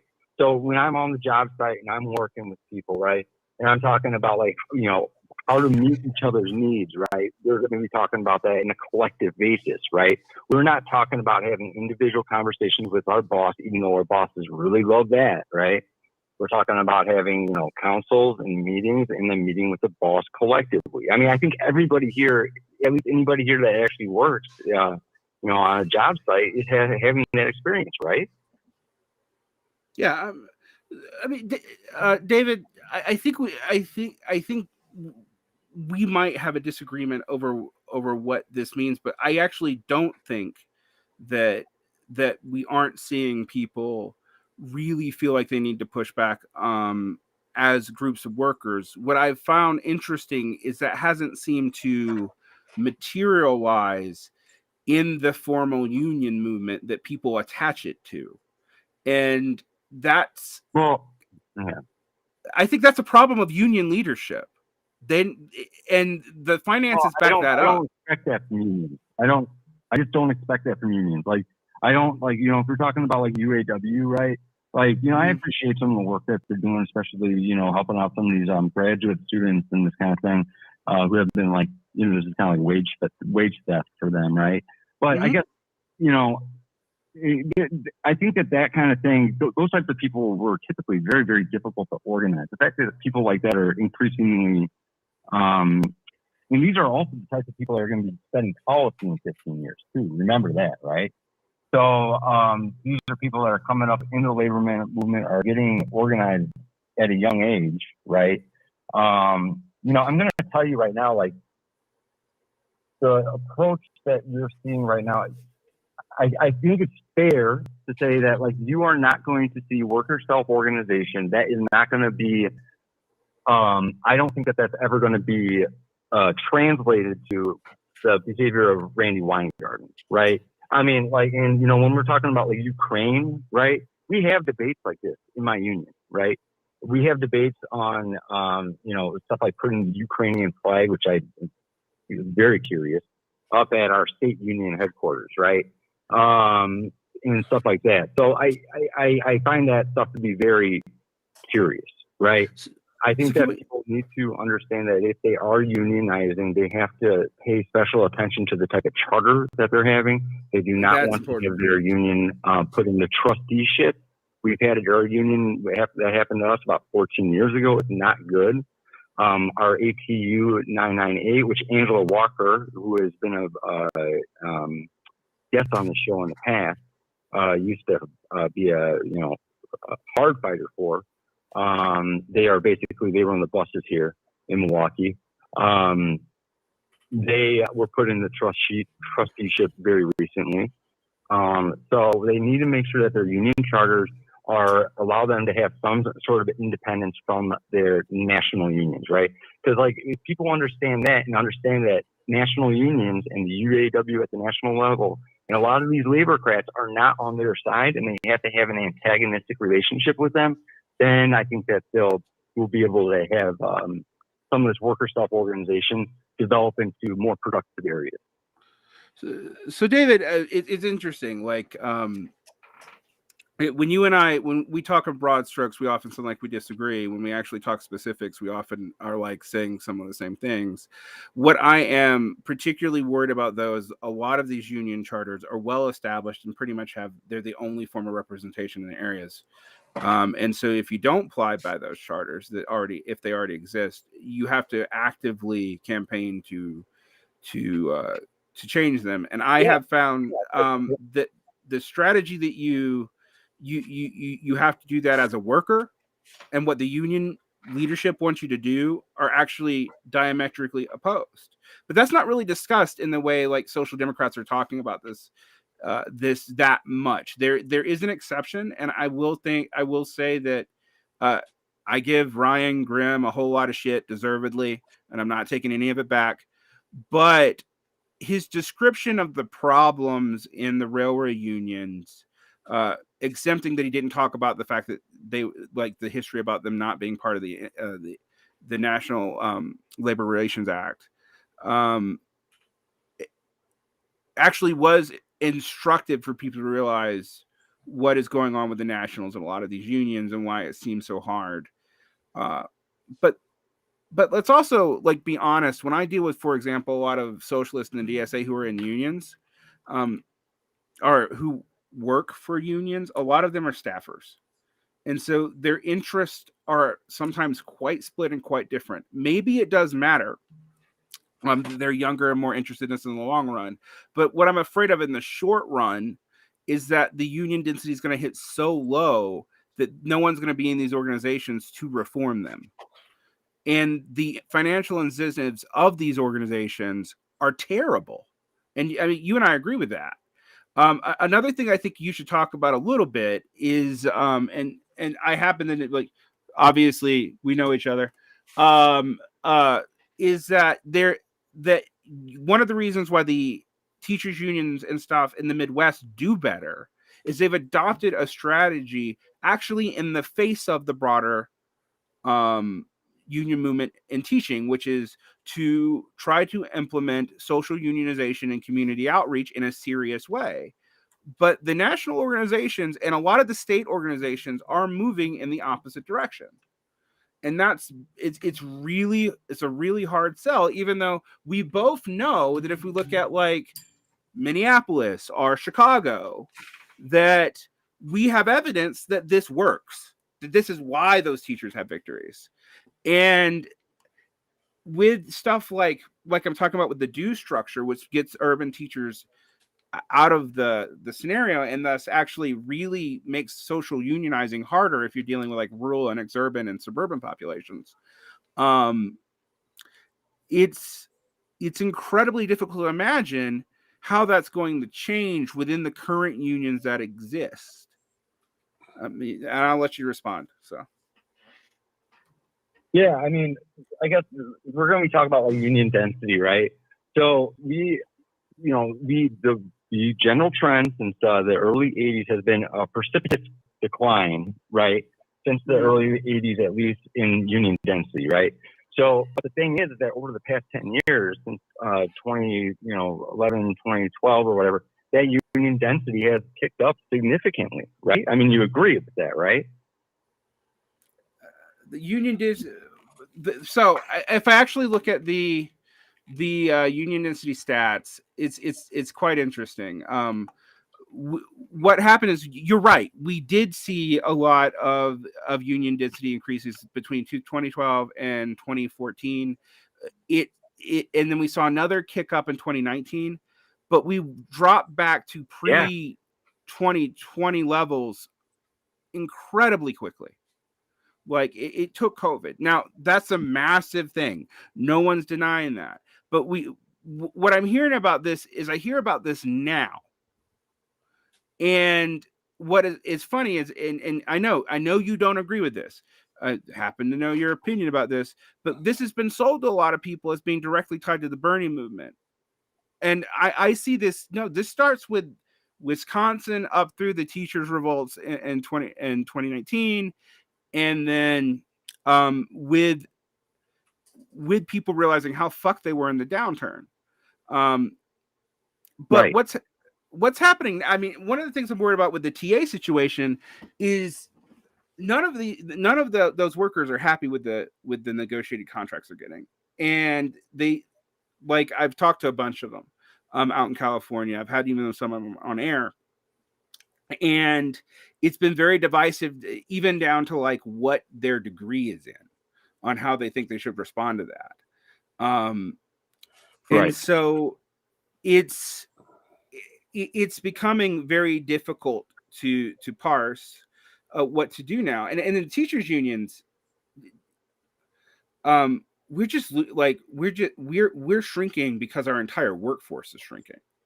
And they're shrinking from attrition. It's not shrinking because again, Varn? Our workforce out in the West is actually shrinking. So it's like no one goes into teaching, and people Utah. are leaving it in mass. Yeah, in Utah, in Arizona, in a lot of the states where you actually have high population growth, actually. And so that's because people are aging out of the workforce, right? Yeah, and we still, and the prior trend of. Go ahead, sorry, Varn. And the prior trend of like low, we just have low attention retention in the first 5 years anyway in most of these states.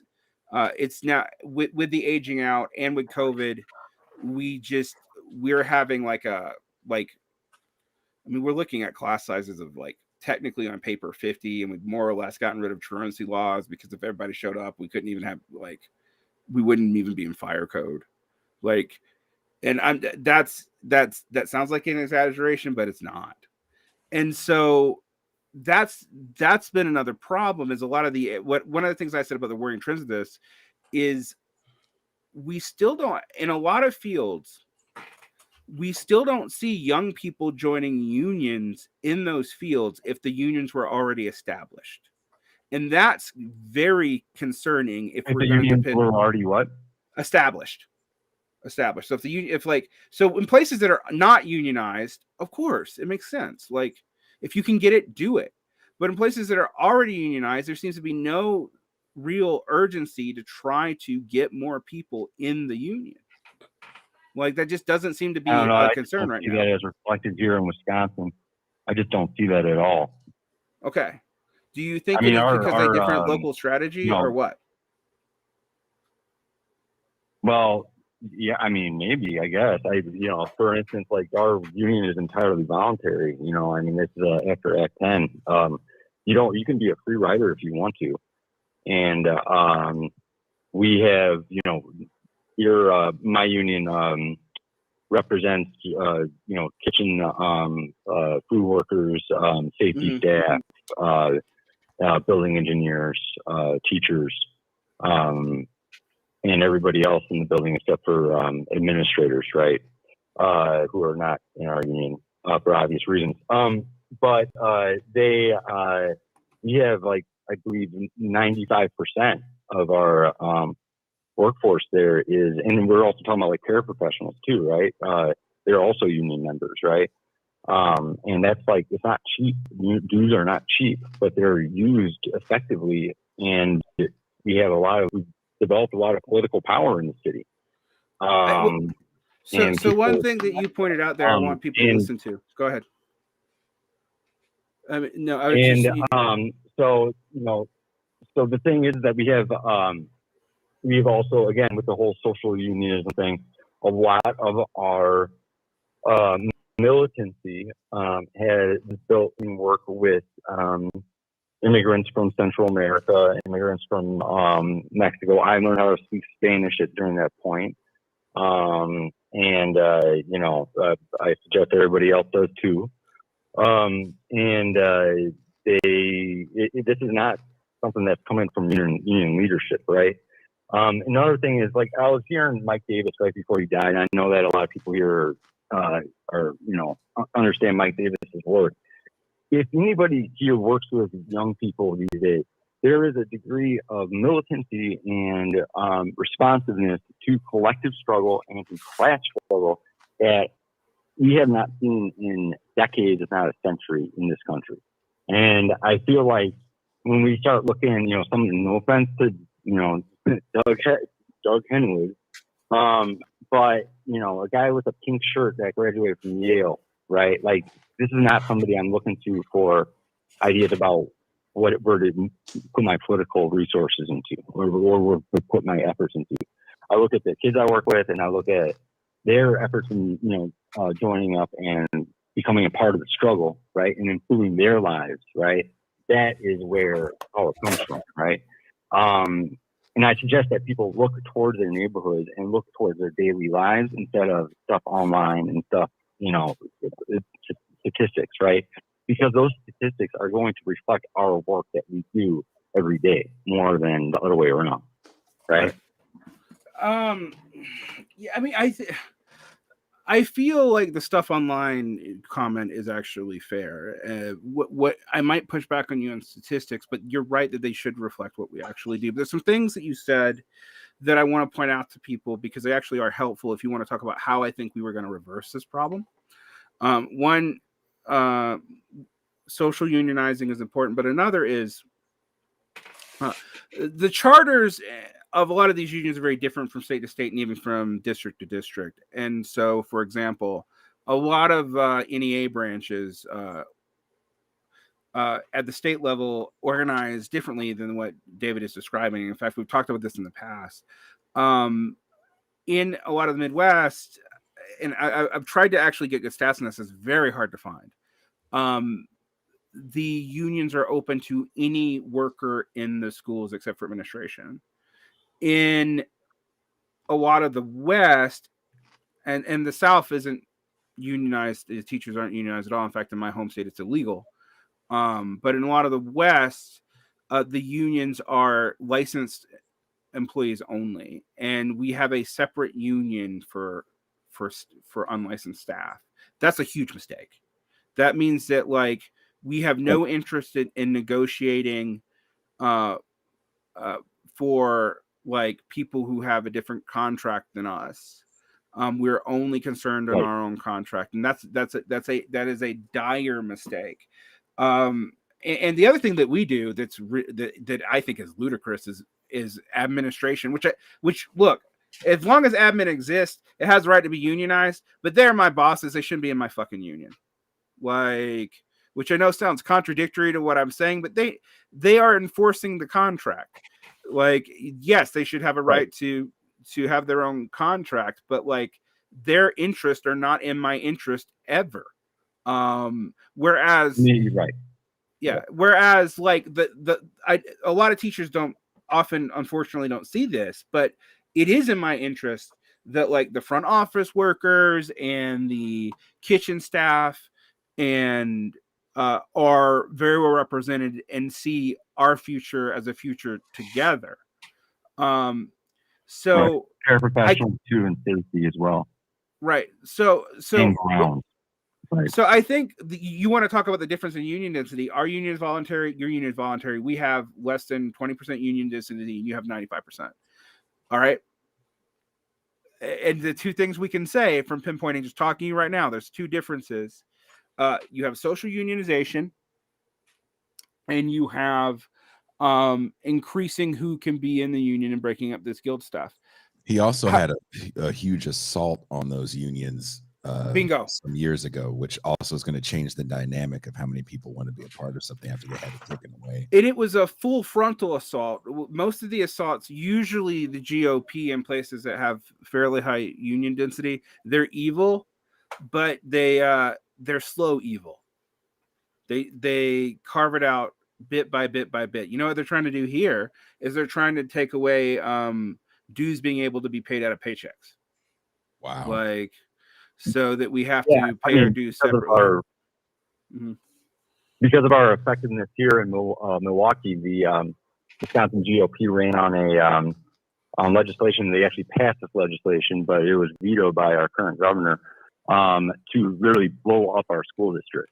It would be busted up into 7 different bits, and then remove our democratically elected school board just by fiat, by state law. And this, of course, is not supported by anybody from the city. So the thing is that, like, if we want to talk about like class struggle, right, and we want to talk about like the people's relationship to the state, right, like the decisions that we make and the kind of labor militancy that we push forward, right, it is effective. All right, first off, and second off, like it will force the ruling class to try to take extreme steps to knock that down. Extreme steps that will like often like delegitimize them or and wind up hurting them at the end, right? So people need to be prepared for that, right? At the end of the day, right? Because that is where we're headed in this country.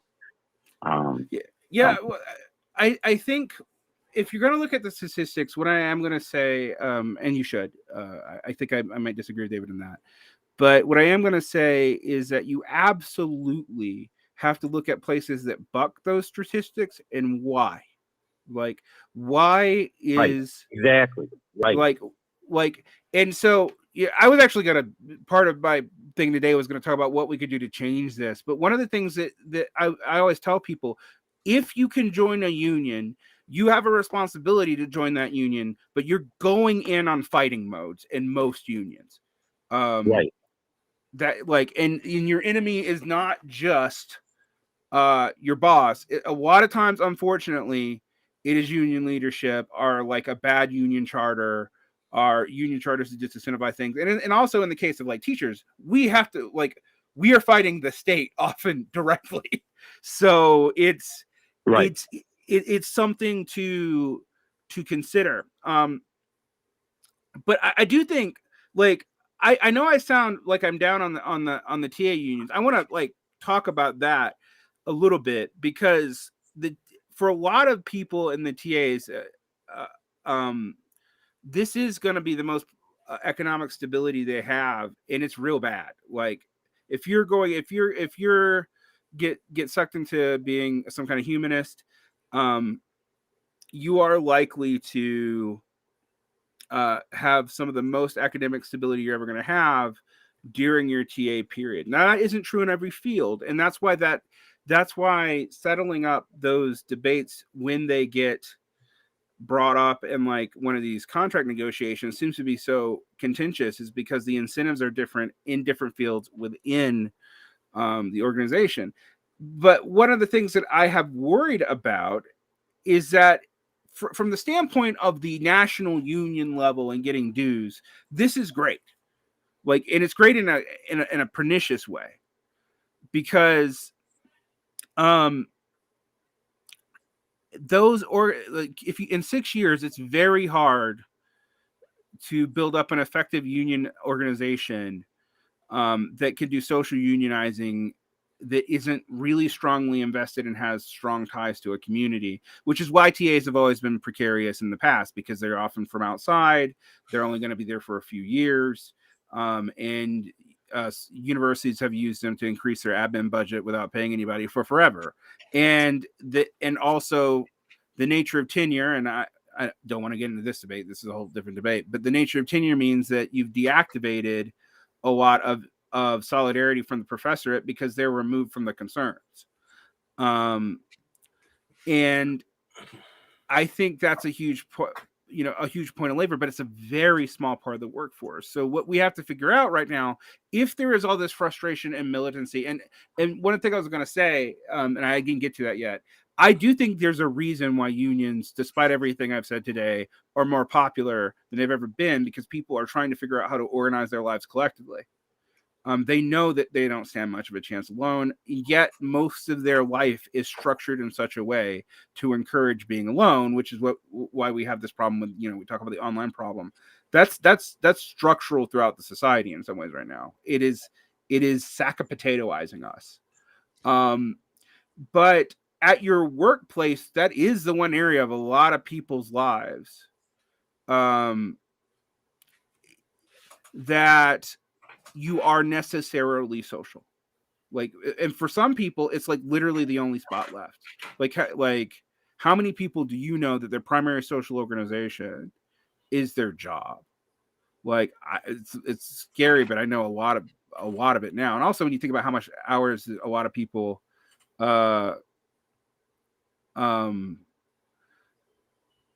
like devote to the work when they have it, that's their primary, that is their primary form of life.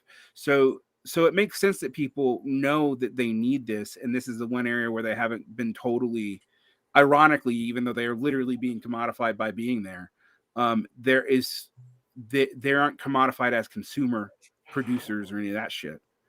Well, let me stop you for a second there, Derek. Put this comment up. What if you work on Uber on your phone and literally never see another human being? Real question. This is the future. We definitely don't talk enough, if at all, about the fact that much of what those ride-sharing companies and food delivery companies were doing was putting in not just clauses about what is an employee, but also no organization, no union clauses. So you have this massive workforce that doesn't have the ability to unionize. That being said, we do have another call, and this is expensive. David, thank you for calling. Yeah, thank you, man. Take care, y'all. Bye-bye. Appreciate it.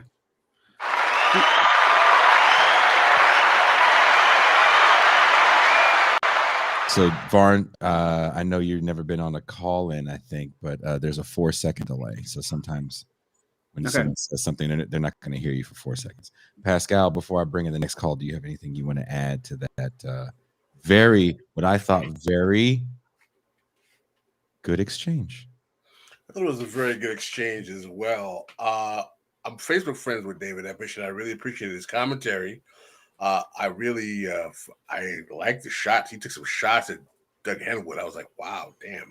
Just because the guy wears a pink shirt and he went to Yale, he can't have. Yeah, man, pink shirt was rough. Correct opinions about labor. I mean, Doug's been writing about. He's been writing about these issues for a while, man. I understand the criticism, but the question I wanted to ask about his position is that, he made a lot of statements. Eppish was making a lot of statements based on his actual real world experience dealing with young people in the workforces and dealing with the trenches. And one of the things he said is that I don't think we've seen a generation who was more interested in collective struggle or class struggle than the current young right now. And I find that a little dubious, because I'm involved in some organizations where I deal with young people, and I think that is not a general statement. It's a class-specific statement, because when you particularly look at college-educated young people, particularly college-educated young black folk, particularly black males, they're very much into entrepreneurship.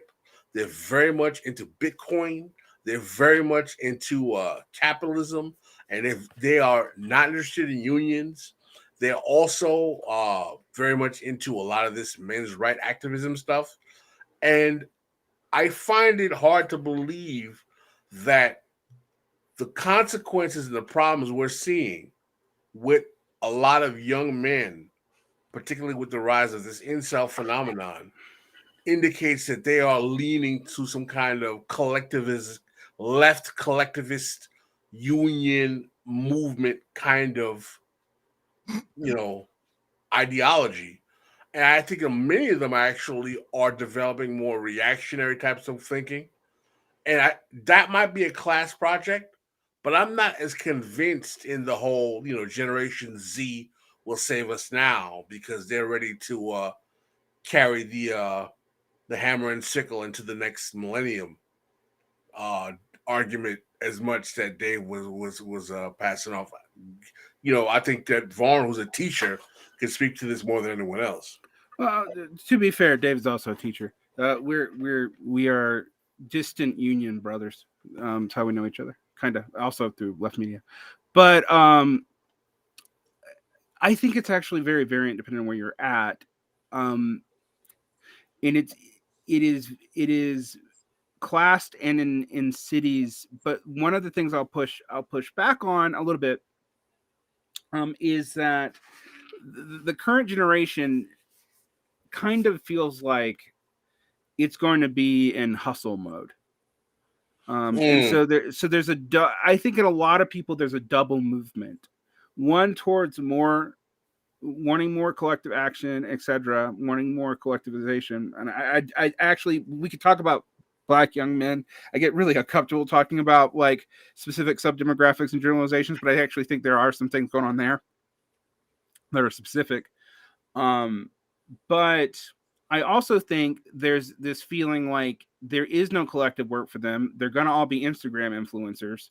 And well, also too, would you guys agree? Sorry to interrupt you again, but you talk for long enough. I can bug you. Yeah, you can interrupt my but all jokes aside, there's something, Ben and I were talking about this, I think the other night, that a lot of the public spaces are gone.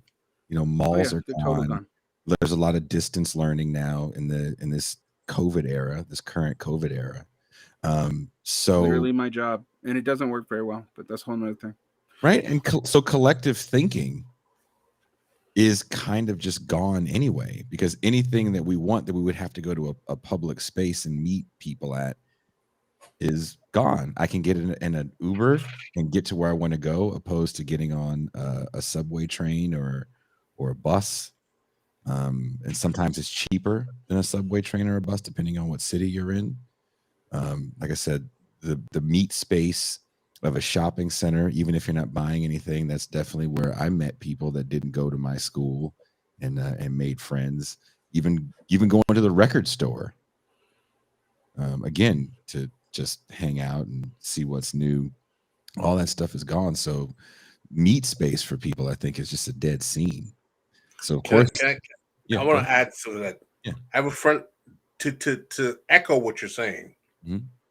For those people who practice law or still practice law, particularly if you're in a private practice, most of us remember a time that when you wanted to file a case and you had to service a client, you actually had to go to the courthouse, go to the clerk of court, make 3 copies. The clerk would stamp the documents. If you wanted to see your clients, you had to come to your office. Some of us had virtual offices. Some of us had physical offices.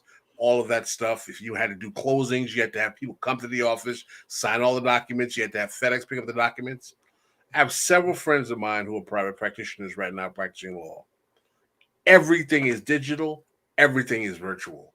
You don't go to court. You file all of your documents from your office. I have a friend of mine who's an attorney. Her whole office is from her house. Files all the documents online. Sees all the clients through Zoom. Doesn't deal with anyone. Gets all of the billables and payments through Cash App, Zelle, or everything else. Interacts with no one. Profit margin is higher than it's ever been before, and completely isolated from dealing with anyone. It only has to go to court if they're actually going to trial. Mm-hmm. Someone said that was a boomer take, and I will add that everyone on the screen is not a boomer. So if you want to be funny, I'm sure there's some younger show you can watch, and then you can say that, and that would be funny. But I really don't find that funny. And if you think that the atomization of people is cool, then I don't know what you are pushing for. The boomer energy is off the charts now. Well, look, I don't know who you are, and you're probably a much younger person, and maybe you should go online and debate someone. That sounds like something you could do. You could play a video game, or what do you young people do now? You can text on your cellular. Don't get mad at trolls. Shoot them. No, I hate that shit. Like, It's a show of passion. It's like everyone on this, no one on the screen is like 75. It's like, you're so the thing old. is interesting. What's to prove your point, Jason, is that if you read the actual statistics on increases in depression, feelings of isolation, senses of loneliness, rates of suicide, overall death and mortality of Americans, it's off the charts. Well, you're just an old man yelling at clouds. You need to get so I'm going to pick up Anton Yeager, because Anton Yeager is clearly a millennial, so you guys can yell at him for the boomer take. But what he actually pointed out is absolutely true. That the workplaces are irinated, that the social and collective spaces, even on the right, have been in massive decline. They're in decline because they're hard to fiscally support.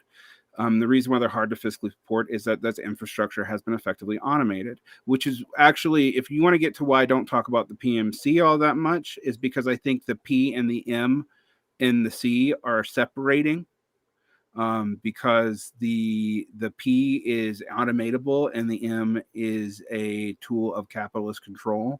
And so their interests are dividing. So I actually do think we need to talk about professionals as separately from managers. But and the reason why is the exact reason you're saying, but that affects young people in ways. I'm really torn, because again, we could talk about focusing on the local, and on one hand you have to. On the other hand, if you're not looking at the actual aggregate numbers and the stats and whatnot and really parsing them, you could be taking your own activity as a which you will, because you're also, in so much that you're not alienated with people like you in situations like you, and extrapolating that to the rest of the world. And that might profoundly mislead you as to what is actually going on. And this is also true. I mean, it's not just true for leftists. How many, like, I have very religious friends. How many of them feel like, everyone is in some evangelical church? Well, objectively speaking, the Protestants are church attendance has dropped to like 20%, and they're a smaller part of the population in the United States than they've ever been. And the places where they're not are actually places of color, which totally is not what people have in their minds. And Mormons. I actually live in one of the places where it's not quite as true as it is in other places of the country. So when people talk about boomer takes, I used to get this when I talked about executive function and social media, because what it is that's narcissism. You don't want people telling you that your way of life is actually destructive to you because you don't know anything else. Like, and I'm sorry, but grow the ever-loving fuck up. Like, that's, and in the past I might be worried about like young people taking me, but I've seen the current young people. Let's there's some people calling, and let's take these phone calls, because remember, this cost me by the second. All right. And I don't know how to figure this out because it's all this newfangled technology. So I need a young person to come in here to show me how to do it. So let's take this phone call if I can figure it out. Caller, am I on? Caller, what's your name and where are you calling from? Yeah, this is Virtuoso. I've been on the chat for some time now, and I just want to say, Vaughn, you're cooking, man. All right, thanks. So yeah, let me give my anecdotal take about the subject matter you're talking about. I was a service worker as a janitor for 6 years, and my union that represented me was a local 32 BJ in New York City. I often call them 32 blowjobs because they suck off my union dues dry. And I just want to know that how is it that in the most the most union-friendly city in the world, right, allows contractors, right, to give temporary workers a short-term like job, and think that they're going to cover like union are going to cover like these insurance mail that I'd be getting, trying to pay into a pension, and yet they don't respect my ability to keep a job. So I find it disheartening that you have like a union leadership that talks about hope and change for the working class, but yet is doing things at the behest of the, of the contractor, the employers, by gatekeeping membership. Yes, you're absolutely right, Virtuoso. And I actually want to tell you a problem that I observed. A couple years ago, there was a controversy in the Teamsters Union because the Teamsters got a pretty sweet deal for their workers and dealing with the UPS. However, how they got that deal was by putting a clause in allowing for non-union, non-UPS workers to do a lot of the emergency backstop. So what you see is a lot of the sectional leadership has incentives to sell out people who are not totally in the union or not completely in the union, who aren't the regular form of dues, because they don't feel like they're representing them. But in doing so, they're actually doing things that are undercutting their own workers' ability in the long run, but it gets the contract closed and they can claim a victory. And when you hire outside of that, when you're one of the things that, like, David said he didn't expect this out of union leadership, and he's right not to. Union leadership is often trained in business schools. Like a lot of the union, the tracks into union organizing is through the business schools. And in some ways, leadership is an adjunct to HR.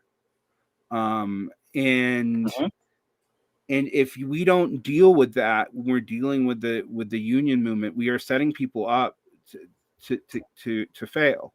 And there is very little incentive for leadership to do anything about that. Now, union members actually probably do have some solidarity with you, but that's not the structure. And unfortunately, this is not unique to the United States. This one's not one we can blame on Taft-Hartley or our unique working laws. We see this across the world. What did we see in Europe? Well, Europe, highly unionized sectors in Europe's had good pay, good representation, good relative. They still have, like, in some ways, lower purchasing power than people in the States, but good relative to historical norms. And in like the Nordic countries, without a minimum wage, they can command pretty close to a living wage, etc. But where is all this excess labor coming from that they're still using to keep costs down and to slow down, quote, inflationary pressures and stuff? Well, that's what the workers' programs are for. That's what foreign labor is for. That's what getting all those Muslim immigrants, which also triggers a xenophobic backlash, is for, because it's used to fight inflationary pressures, keep the pressures off of the union. And we see this also this is why things have gotten so bad for people in the UK. I mean, the UK right now has double the poverty rate of the United States. All right. And the reason why it's really hitting people in the UK directly is they were outsourcing this by leveraging the purchasing power difference between mostly Slavic workers who get paid, who sent the money back home in euros versus the difference in the pound, and they were able to use this to both suppress but also hide their wage suppression. And when that went away, you had even more than everybody else, they had their inflationary pressures were higher. So there's been a real incentive for leadership to sell people like you out. That's a fact. And if we as socialists don't talk about that when we're telling people, the union leadership is corporatized, it's not radicalized. The union leadership has been corporatized since the 1960s, yes. Not in every field, but in the fields where it wasn't corporatized, it actually tended to be in complicated ways, actually even encouraged by the government to deal with organized crime, which is not a myth. But it's a myth when it started. It started really in the 70s, and that was the reasons for that are complicated. There are books on it, and I will send that to Jason sometime so he can look it up. I can't remember off the top of my head right now. I don't have the resources on me, but I will. If you want to reach out to my show, you'll find my email and send it to me. I'll send you that book later. there's a lot of stuff we have to deal with that. And I've seen comments in the chat about this, and they're absolutely right. The labor organizational trend right now is towards further and further atomization. That is what we're trying to do. The reducing of office spaces, the reducing of industrial spaces, making those spaces, and it's very hard to organize in that. And so while there might be a will out there, I when we talk about will amongst generations, like I think David's telling the truth. I also think Pascal is telling the truth. We see different things at different places and different times. The issue is that where can they get organized in ways that are effective? And increasingly people are having to depend on things like tenants unions and whatnot. And I'm not shitting on tenants unions. They're great community organizations. They'll help you out, but they don't have the same stoppage power that labor unions do. Labor unions can stop the heart of the beast. Tenants unions can't. And that is a fundamental difference. And I think a lot of the discourse around unions right now just isn't being open and honest about this. Now I'm gonna shut up because I know this costs money. So yeah, I mean the Kellogg strike was an example of that. Like the contracts were getting smaller, and then the unionship was getting smaller. If I'm not mistaken. Yeah. Well, Virtuoso, thank you so much for your call. Anytime, Dave. Peace. Yeah, peace, brother.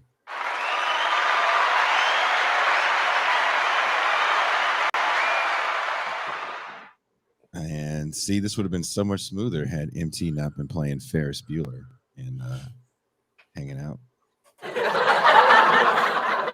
From now on, I'm only referencing movies from the 80s because I'm old. Now, we have a call from my area, the Bay Area. Let's take this call. Caller, what's your name and where are you calling from? Hi, my name's Robert. I'm from California.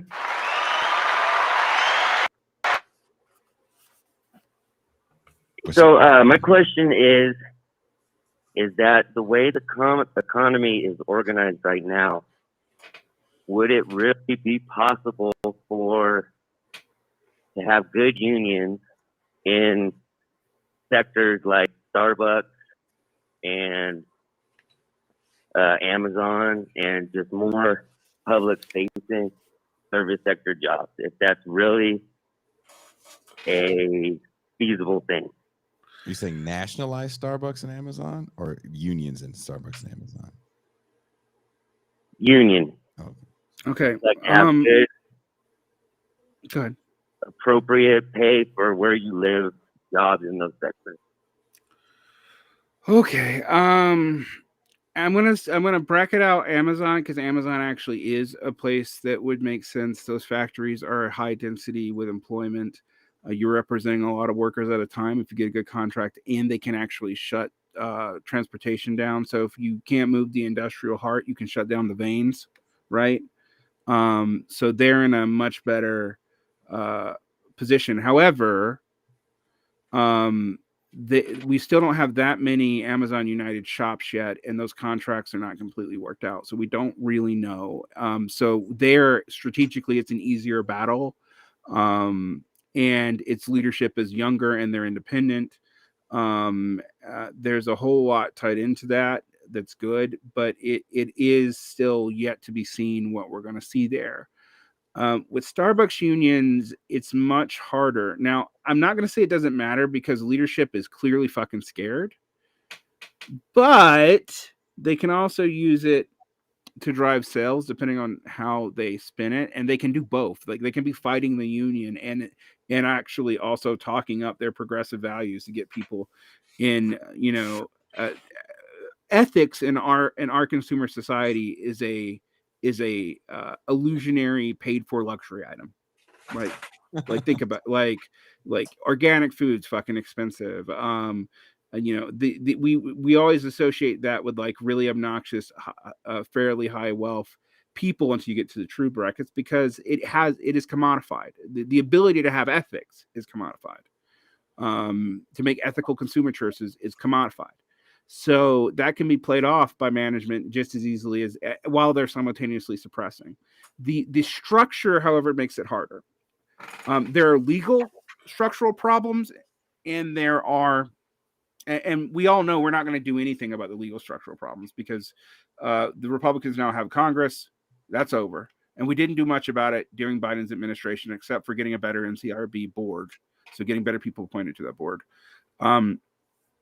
The shops are small. So in a citywide team, you might have 400 people, but some of those contracts are going to be like for a shop, which will mean the contract's negotiated for a shop.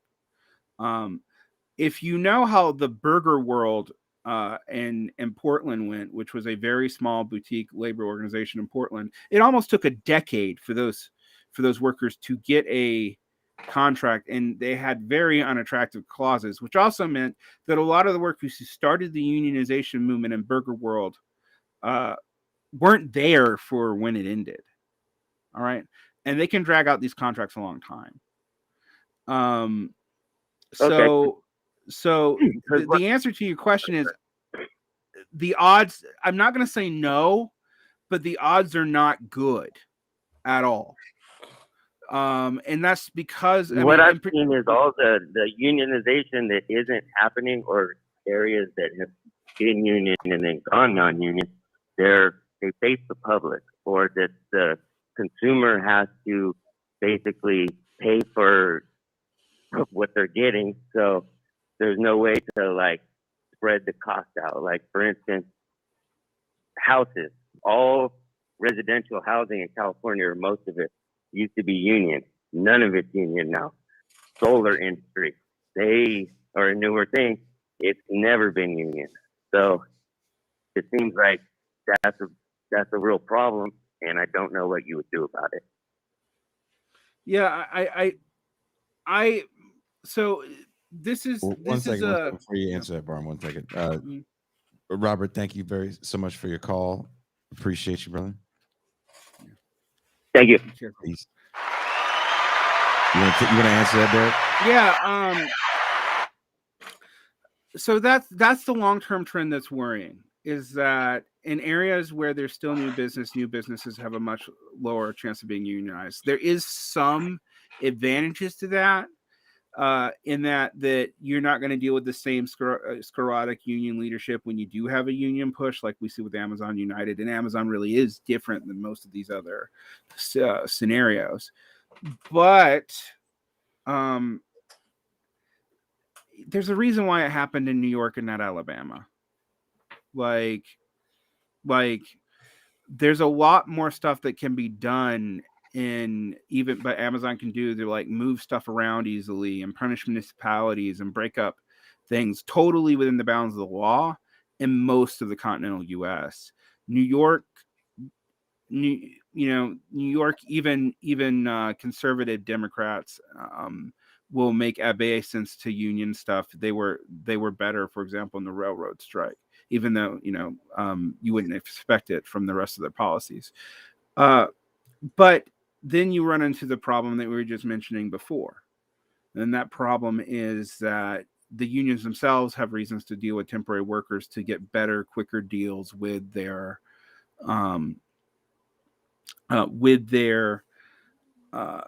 management, also so they don't have to trust their investment funds. I mean, that's also part of what's going on there. I mean, they're not striking because they don't want to touch the strike fund, because not only is some of that illiquid, but they're making money off of making money. And so if they start using it, they might increase their dues, and their union organization might be more viable, but they might actually be risking their financial incentives. And that's a really perverse incentive system. Now that varies from union to union. We can't overgeneralize here, but if one looks up this report, and this is from a leftist source, this is not a right-wing report, Labor's Fortress of Finance by Radish Research, it becomes very clear what the incentive structures are for a lot of these established unions. And then the unestablished unions have much higher hurdles to clear. They got to get a union authorization vote. They got to get through the NCLB board. They got to get a contract with, and making sure that contract doesn't have no strike clause, because they have no strike clause. It's pretty much dead on the water. Now, this is where Biden's NCLB matters if you're not in the public sector. But how long do you think that's going to happen? That's going to stay good? Like, it doesn't even take a Republican to change that. I mean, if you have a Democrat that thinks that they can make headway in entrepreneurial places of color, they're going to cut that too. So there is not a whole lot of, that's a very precarious method to try to secure like a good turnover for these new unions. It's a hard road to hoe. And I think, we can come down on whether or not we should be positive, but I personally, I'm just going to say this personally, as a worker, as a person, as an activist, I get mad when people make things rosier than they are, because it makes me not know how hard I'm going to have to fight. And this is a much harder fight than I think a lot of people realize.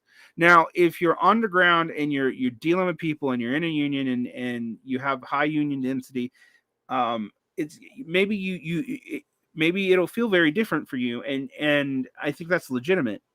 But even, you talk about David and I seem like we have massive disagreements, but 90% of everything we talk about, we agree on. His take basically is we need to look at where the energy is and capitalize that energy. And my take is like, but in the broad spectrum of things, the energy is in very particular places. They're doing very particular things, and not every sector can even do those things. And B, the sectors that can, more often than not, aren't. It is like the Twin Cities school unions and the Chicago school unions are exceptions to the general rule, even in how their charter is structured. And most people in a union never fucking see their charter. They don't know how their union works. Like, and I mean, for a great majority of people, like I ask even most union members, like, what do you think I do as a rep? They have no idea. Like, they know they know that I vote on the contract and that I might be on the negotiation team if we're lucky.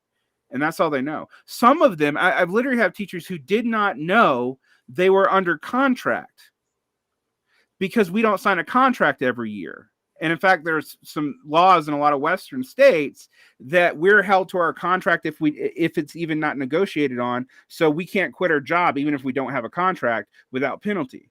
Now, that's a crazy thing for the union to accept, but it did. And that means that for a lot of people, they don't even know what we're doing for them in terms of contract. And the union itself, when I say, okay, well, let's talk about the insurance protections and stuff that we offer, they need protection. I will get tell from union staffers that that's too negative, that I need to sell that, like, we give benefits and perks and magazine subscriptions. And I'm like, who cares? Who cares that we can be a better consumer? Now, not every union is like that. Not every teachers union is like that. Most ACLU unions aren't like that. But that is a trend, and it's a real trend for the professional unions. And you know why they're doing it? For the government unions, is they want to be able to push back on politicians as a lobbying force. Because like with public sector unions, our boss is literally the state government. Like, that's who our boss is. So even in places where unionization is easier, and you think about a school is a lot more like a factory in the way that it's set up than, like, say, a retail shop. But even there are strange incentives for what we have to do, and they affect a lot of what leadership does in ways that plays down the collective nature of what we're doing in some areas. And unfortunately, from my experience, that is true in more states than not. The successful unions don't do that, but most people aren't in them. And in the places where the unions, ironically, are the most successful, New York and California, they actually have really bad incentives too, because they're kind of like a forefarm of government in some ways. And so they also don't really have that many incentives, even though, as we see in California's union density is really getting hit because of new industries and stuff like that, and disruption. And since it frankly doesn't affect the Democrats much there, they don't have the same incentives to care. The Democrats' primary donor bases are still capital. I mean, labor gives them a lot of money. That's true. But I want to clear up one misconception. Your dues, if as a union member, never legally go towards lobbying. That's actually a myth. But most of the union's resources that are not tied into their own operation, our investments, do go into lobbying. So they have all these PACs of which they're constantly begging us to give money to, because in our field, our boss is literally, a political organ. So all that's to say is it's going to be real hard, and it's harder even in places that it seems like it's easier than people realize. Because, like, for example, I've been saying today, more union members aren't covered by the National Labor Relations Act than are. Like that. Like, so even if there is a great NCLB board, it actually affects, if only 10% of people in unions are in unions, and most of them are in public sector unions, then that means that, like, probably you're more looking to like 4% of the people who are in unions that are affected by the NCLB board. That may be a little bit too low. I'm doing the math on the top of my head, but it's a very small number. It's like, I don't know, an order of magnitude more than, say, the DSA is in size, but that's still in a country, 4% is not a massive movement. You when you talk about mass movements, you need something like 33% of the population for it to really, really have an effect. Well, we have to move on because we have a few more calls before we have to end the show. Thank you very much, caller. And Derek will ask you to keep your answers brief.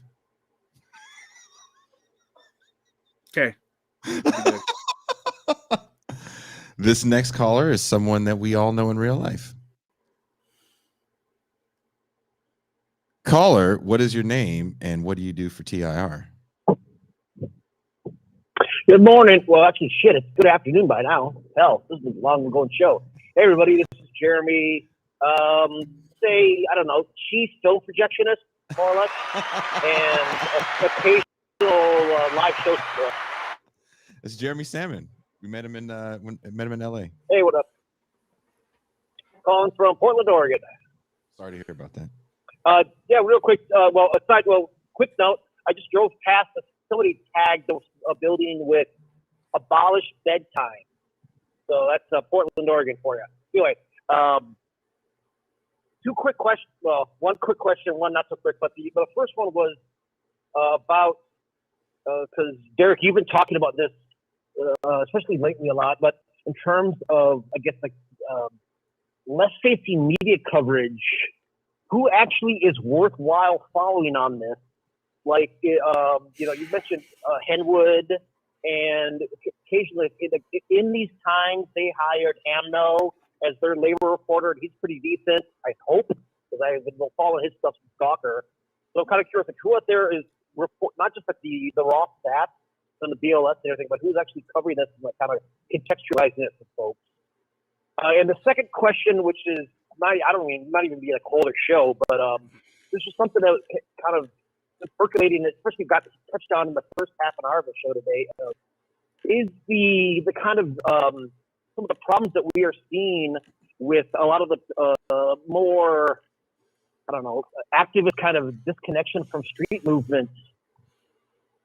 I don't want to say this. It's kind of like the view of like a lot of like comfortable, mostly white, but not entirely white, of like especially liberal who kind of like totemizes and fetishizes marginalized communities, especially Black folk, as kind of like this inherently moral redeemer who, has been, will be the progressive agent that'll save us all. And like your previous guest, Christine Louise Celli, wrote about this in her book too, about this kind of like weird disconnect, but also kind of like, I don't know, like moral understanding of, like Black folks in America as like originating, like still being stuck in like 1963. And I'm kind of curious is how much of all this stuff seems to come out that, especially the, like the list of the women, that doesn't really apply when, say, your police chief is former Oakland and Portland police chief Danielle Outlaw, who I believe is now the chief in Philly and doing the same things there that she did in those other cities. So I got two questions. Take whatever you want. Thanks. Long time listener. Baba Booey, Bobby Booey, big fan, Howard. Thank you very much, Jeremy. Thank you very much. And on that note, we are going to go ahead and close the phone line. That was the last call. Thank you, everybody that called. That was awesome. Pascal and Derek, I'm sure you guys have something to say about that last call. Yeah, I'll tackle the first one. I'll get the second one with Pascal. Hamilton Noland over at In These Times is actually excellent on this stuff. He's pro-labor. He's more cheerleader than me, but he's actually reported on the labor leadership problems. He's been honest about the problems with assuming the victories is just in becoming a union, but also what kind of contracts they're going to get. He's also pointed out that the congressional atmosphere has completely changed under the Biden administration because of the midterms. And that while everyone's super happy about the Senate not falling or whatever, that like they still lost the House and the House is dysfunctional entirely. But that even when they did have the House, most of the labor agenda items did not go through. So Hamilton Nolan over In These Times in general does a pretty good job. Jacobin does report on this, but it's often hidden in articles. So, like, if you follow the Jacobin labor beat, if you won't want to get totally depressed, because I don't want people to only take the bad news in. Okay, my point is not to black pill people. They should read Labor Notes because it's going to talk about individual labor site struggle and organization. Now Labor Notes has don't ask, don't socialist policy, so take that as you will.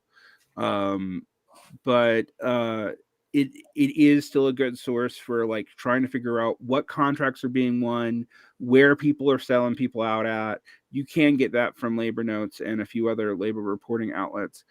And so you should read those.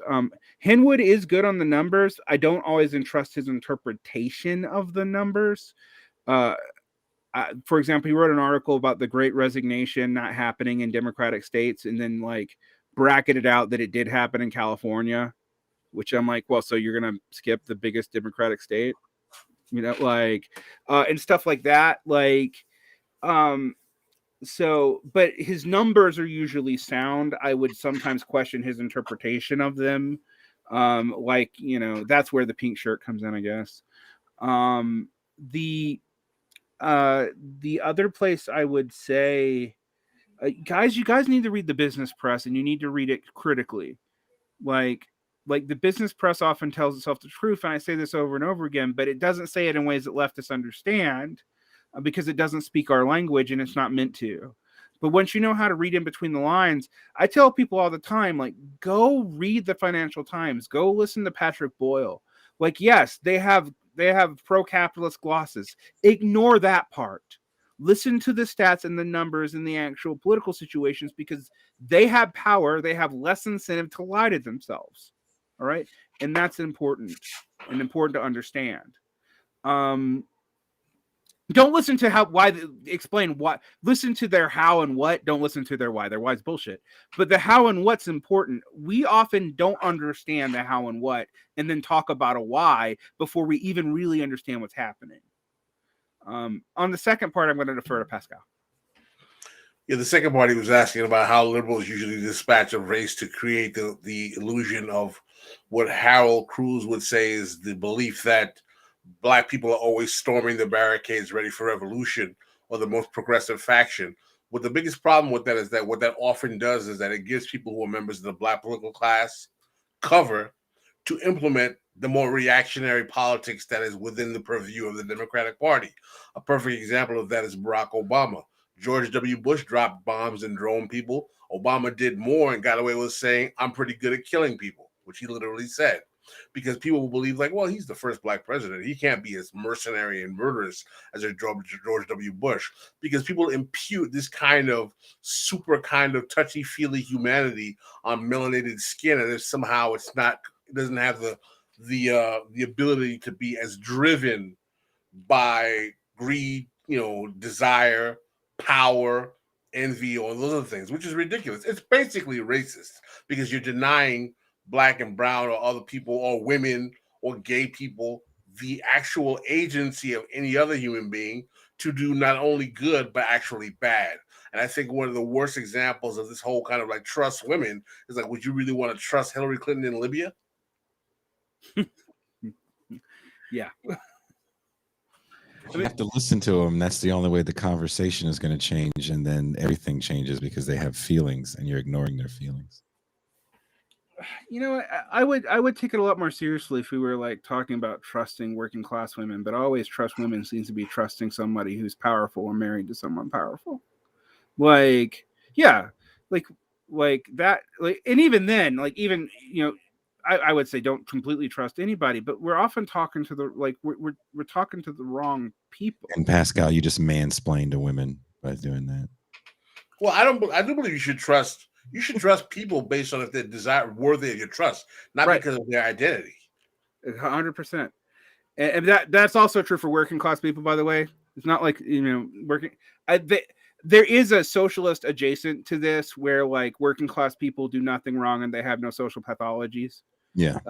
Which I think is like absurd. And I have personal reasons for thinking that, like, it touches my family. Romanticizing the poor. Yeah, I fucking hate that shit. Like, it's awful. Like, poverty is destructive and bad, and it doesn't do good stuff for you morally. The one thing I will say that poverty tends to incentivize is caring about people because you need them, because they're the only thing you got. But even that, you can do that in good or destructive ways. I mean, there's nothing inherently moral about any of that, or even necessarily good politically. It's just you have slightly better incentives to be, politically viable. But also, like I guess it's with women. I just think when it is actually in some ways very similar to what we do when we imagine like black excellence, which is the black bourgeoisie. I mean, you hear all this talk about white feminism, and I'm like, well, but let's be honest, that's elite feminism. It's not just white. We're using white as proxy for elite, but as if like poor blue-haired women in New York are like ex-wives in Idaho are not who you're talking about when you talk about that. They're not in that conversation at all. But isn't that part of that whole project, which, listen to these voices that are silenced? Do the voices then start playing to the crowd? Because, oh, what do you want to hear? Oh, you really like it when I tell you about how hard my life is. I'm going to talk it up more because you're never going to prove it.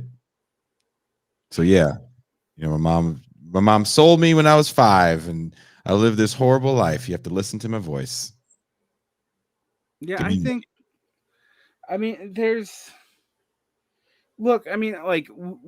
we could do poverty porn here if we wanted to. I mean, I think 2 of us have even been homeless. Mm-hmm. But like, I'm not a poor worker anymore. Like, mm-hmm. I'm not gonna lie. I'm a labor aristocrat at best. Like, I know what I am. I know it because I also know what being a poor worker looks like. Like, I remember it. It sucks. No one really wants to be that. And people think that's an American pathology. It's not. It's all over the world. Like, one person here that was hella fired up about it. Yeah. I mean, it's probably worse in America in some ways, and there's probably reasons for that having to do with settlerism and land and the way that.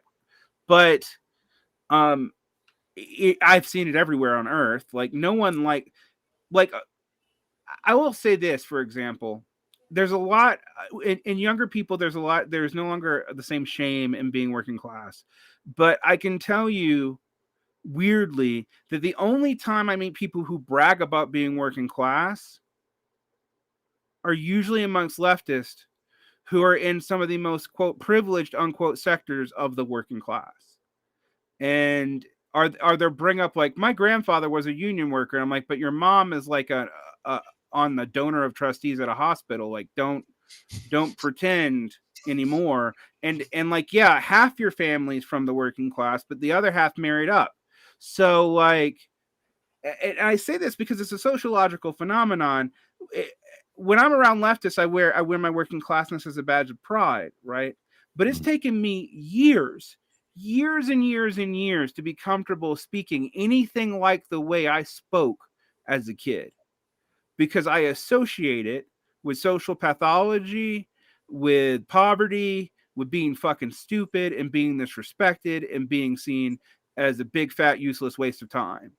And so, like, sounding smart was a weapon that I learned. And until I realized in my late 30s, after I've been a Marxist for several years, that was a kind of class coding shit that I was doing, I would not, I spoke incredibly properly.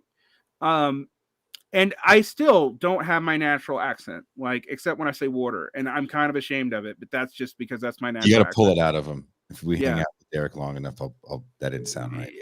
We'll get the well, you got me. You may have given me some substances that I don't normally take, and not you actually, but somebody who was hanging out with us gave us some substances I don't normally take in California, and you've probably heard that Southern accent by the end of the night, but Southern working class accent. But yeah.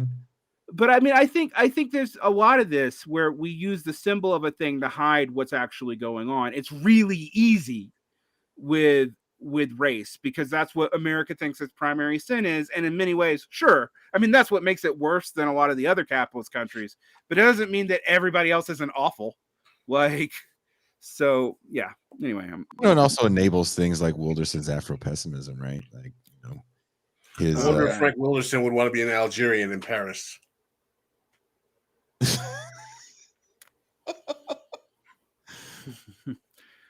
Ooh. And on that note, not touching that. Goodbye. And then Pascal's still not smiling. I am smiling.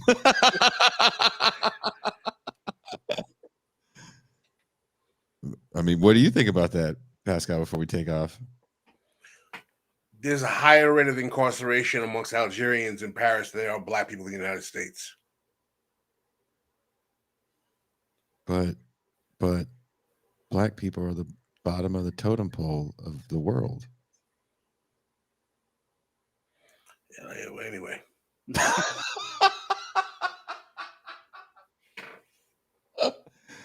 Oh, so you don't think Wilderson listens to Algerians? No, I just think that I think Wilderson has, Wilderson is a faculty brat whose father was an academic, who has people in his family who read Hollywood TV shows.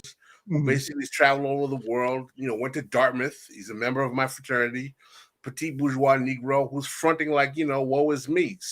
Buy my book. And let me tell you how painful racism is. But don't you feel that happens when it's like we have to listen to these voices? Yes, that's why I think standpoint epistemology is a bunch of crap. Well, on that note,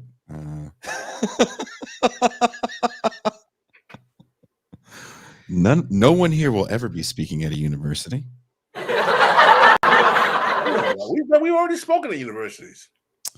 I'm speaking at one in 2 weeks. I'll be speaking at a UC Irvine. There you go. So to say, I did a poetry tour at universities. So I mean, I might be canceled now. And Pascal and I spoke at Oxford. So yeah, that was pretty cool. Yep. Pascal also spoke at UC Irvine. I did. I taught a class. That was some stressful shit. He was going to battle rap Frank Wilderson. Is really what he was there for. For a battle. It was like Highlander. There could only be one. That didn't happen. Well, thank you guys. This show has gone on for 3 hours. This is a part of what we do here at This Is Revolution. We try to show you what Tuesday and Thursday is like if you have the ability to watch it. I know a lot of people live across the pond and due to time zones can't watch the live show. But if you are in a place where you can't watch the live show, this is what we do in the champagne room. We open up phone lines. We have discussions. Maybe we don't answer questions as in-depthly and as long as Derick Varn. But we do have a good time. As we had such a good time, we were doing like karaoke. We came right on the show doing karaoke on Thursday. And that's why Pascal's looking like this, because all of his laughs came out because of MT's insult of me Thursday. That was hilarious. And I think we still have it. Let's see. Oh, is this it? Yeah, Crouching Tiger, Hidden Blackness had me. I was done. Where'd you get that fucking shirt? Oh, I don't know, dude. Where did I get the shirt? I think I got that shirt for their first New York thing we did for the Sublation. Okay. Because you look like Black Hunter S. Thompson in that.